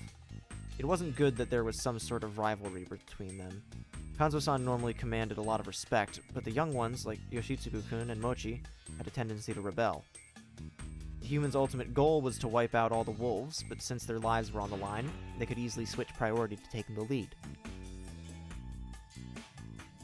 If they had different ways of approaching the situation, you'd get a confrontation between the generations, with the elders against the youth. That'd waste some time and effort. If that happened, humans would, once again, lose all hopes of winning. Yasunaga-kun had eventually fallen silent today, but I hoped he'd recover by tomorrow and properly cooperate with Kanzo-san. And I hoped they would do it in a way that ensured my survival. What did the wolves think of those two? They both had to be eliminated or led into destroying one another. Both seemed plausible. By going for someone else, though, they had a chance of taking out a different guardian receiver. And which one of those seemed more advantageous to them? I also had to keep Takumi-san and Kyonosuke-shi in mind. Takumi-san was right between the elders and the youth. I had no idea what he was planning to do next, but he had the power to swing a lot of votes. Kyonosuke-shi was pretty powerless in that regard, but since he wanted to protect Rikuko-san so badly, he could get Tai-san's cooperation. Rikuko-san and Meiko had to be protected. That was something I'd decided. It'd be pretty bad if I was making a mistake there, though. Also, I found out that Mochi was a real joker. He'd probably vote for whatever seemed funny or interesting. Things had gone my way thanks to his whimsicality this time, but I felt like this wouldn't be the last time he'd pull a stunt like that. As I thought to myself, I finished washing the dishes. Thank you. Let's have some tea. Oh, I'd love some. I passed the counter and walked up to the table. Hello. Good work in there. You already seem pretty used to your job. I had to do this much when I still lived with my parents. What a guy! Hear that? You all have it good here. Study hard. I know. I don't. That's why I'll break all the plates Pissman fixed. Not what I'm called. Plates aside, stop calling me that. And what should I call you? My name... Hassan, maybe? Sounds good. You can call me Mochi then. Yo, Mochi. Hey, Hassan. By the way, Fusaishi, you got nothing to say about this guy's clothes? Oh, I forgot. Looks kind of good on him. And it's not uncommon these days. Cute, ain't it? Seriously? You got lots of these in Tokyo? Not a lot, but yeah, they're around. I don't get it at all. Oh, Chikamochi's special, though, so I don't think anything of it. I'm a natural wonder. Chikamochi is a treasure. A natural disaster, maybe. Now, Fusaishi-san, may I have a moment? The tension in the air grew palpable. You forgot what I said? No, I didn't. But you can't expect anything shady from me, can you? I'm a monkey. Well, that's true. Just don't overdo it. All right, let's head upstairs. I remember what he discussed with someone upstairs last time. This is probably boding very poorly. Are you sure we should be meeting secretly like this? Yes. We revealed that we would talk, and I even think And I even think I should sometimes talk with everyone. What? What? To make it fair, huh? Would that really work? First of all, do you believe me? I don't have a reason not to. Usaishi-san, do you have a guardian? I can't say. Why? Your behavior around me would change and might tip someone off. So, you do. I'm not telling anyone until I've survived the night. I mean, yeah, we know he does, but that might be enough of a tip-off. I mean, even that saying, I'm not going to tell you because it change like that's an admission. You just say no, just lie. Yeah. But that would then immediately raise a flag when we use our power tomorrow. They say, sorry, I lied, so do not reveal myself too early. All right, that's reasonable enough. All right. Who do you think is suspicious? I don't know. Who do you think isn't? Chiemi-chan, Rikako-san, and Meiko-chan. Why do you think that? Don't you have your own suspicions? I see where you're coming from. But if you ask me, you're plenty suspicious yourself. Fair point. Chiemi-chan volunteered to die. Risking that is way too dangerous for a wolf. But she didn't get a single vote. We weren't even talking about votes at that point. We were just discussing volunteers to be hanged. Chiemi-chan was actually the first to volunteer. Unlike you and Haru-chan, she didn't have any family to try and protect her at all costs. Seemed like too reckless of a move for a wolf. I can say one thing. Yes? I share your opinion. We laughed a little. Not sure I understand the other two, though. Especially Rikako-san. It's possible she tried to gain our trust by copying Chiene. She might be hiding something. True. That seems reasonable. Well, on the other hand, that could have been her way of competing with Chiene. Excuse me? Before the mists came, Uematsu-san and Chiene were fighting over you, right? Oh, God. Oh, really? How did he know? I hadn't sensed anyone else around. I mean, this is kind of our comeuppance for pulling that shit last time. With Yasunaga, Chiene, and Haru, when we were trying to make it seem like it was... I didn't have much homework yesterday, so I took care of it quickly and headed to the dining hall with Mochi and Haru-chan when we saw you. I see. So nothing's a secret around here. Please calm down. Had I said anything else I didn't want anyone else to hear? I was kind of worried now. That aside, can I hear what makes you so certain? Oh, it's just a hunch. A hunch? Yeah. I considered telling him the real reason, but decided it was definitely impossible to do so at the moment. I'm actually a time traveler!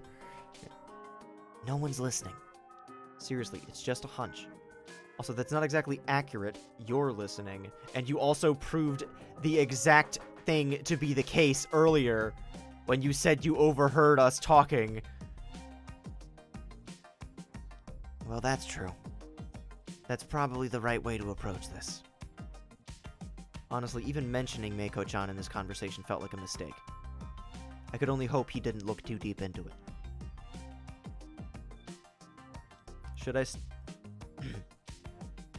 Should I still be trusting you if Meiko-chan dies tonight? Having a fun time this scene. A little bit. It's a little tricky. A leading question. I'd have to choose my words carefully. I don't know why you'd think that. If I was a wolf, just giving you all this info would be suicide. That's true. Alright. Then I'll suspect you if anyone else dies. Harsh. I thought you'd trust me by now. I actually trust you more than anyone else now. Though keep in mind that I can't really trust anyone until the feast is over. Not even your friends and family? I'd love to say that I trust them.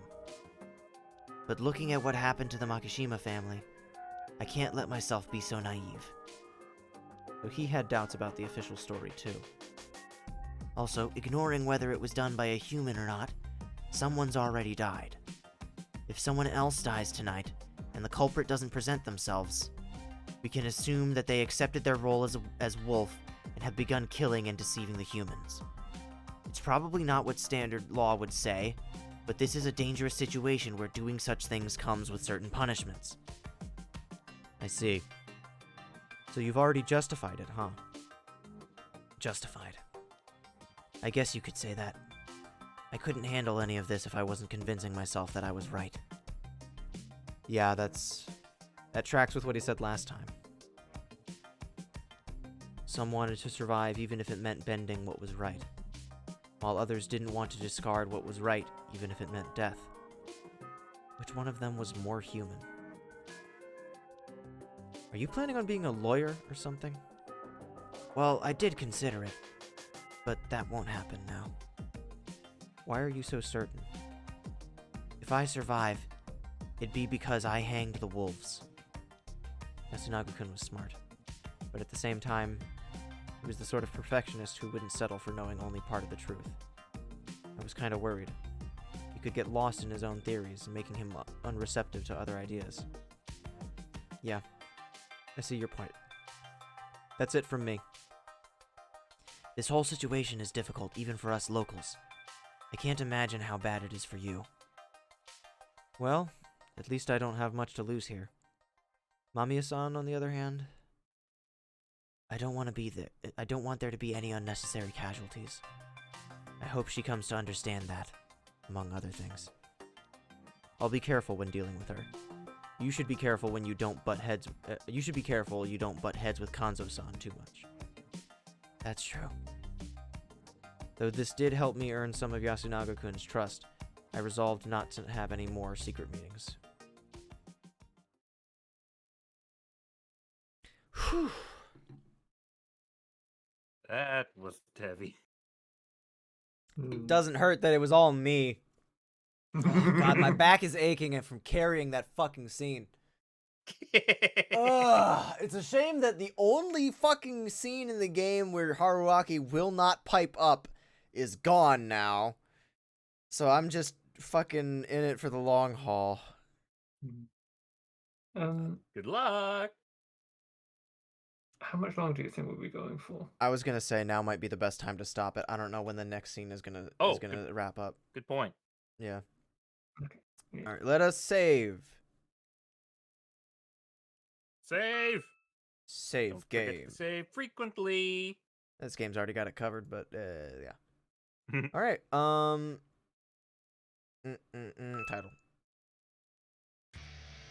Okay.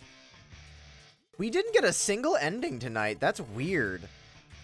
We didn't get a single after the barrage of last time. Yeah, we didn't even get a single choice. That was just reading. Yeah, I'm surprised we didn't even get any in the feast. The festival, the feast. Yeah. I will say there's one very big one coming up next. Presumably, who to investigate as a snake? Oh yeah. That shit's gonna be fucked. Gonna start thinking of snake-related puns now for the next time. I'm fucking tired, bro. That's a lot of reading, dude. Yeah, visual novels be like. Kill one of my characters so I can talk a little less, please. Oh, boy. What are you all up to on Saturday? Working. Fuck. I'd be down for more Zelda or Mario. Yeah, I'm Kart. free. Yeah, shit, there was something else that came up that I thought would be fun as a one-off stream, but I don't, I do want to finish Minish Cap soon, and I do have quite a few streams of, side content that I also want to do in that game, so, I don't know. I think it would also be nice if we had everyone here for the finale of that, just because that one was sitting on the back burner for so fucking long, you know? But yeah. There'll be 3 of you there. I can watch the VOD. Well, no, we're not finishing Minish Cap on Saturday, regardless. So. Maybe even unlock your secret speedrun tactic. Yeah. All right. I am sleepy. I'm going to bed. I'm honestly shocked we finished this before midnight. We should do that more often. Thanks for everyone for watching. Good night, and catch you later. See ya.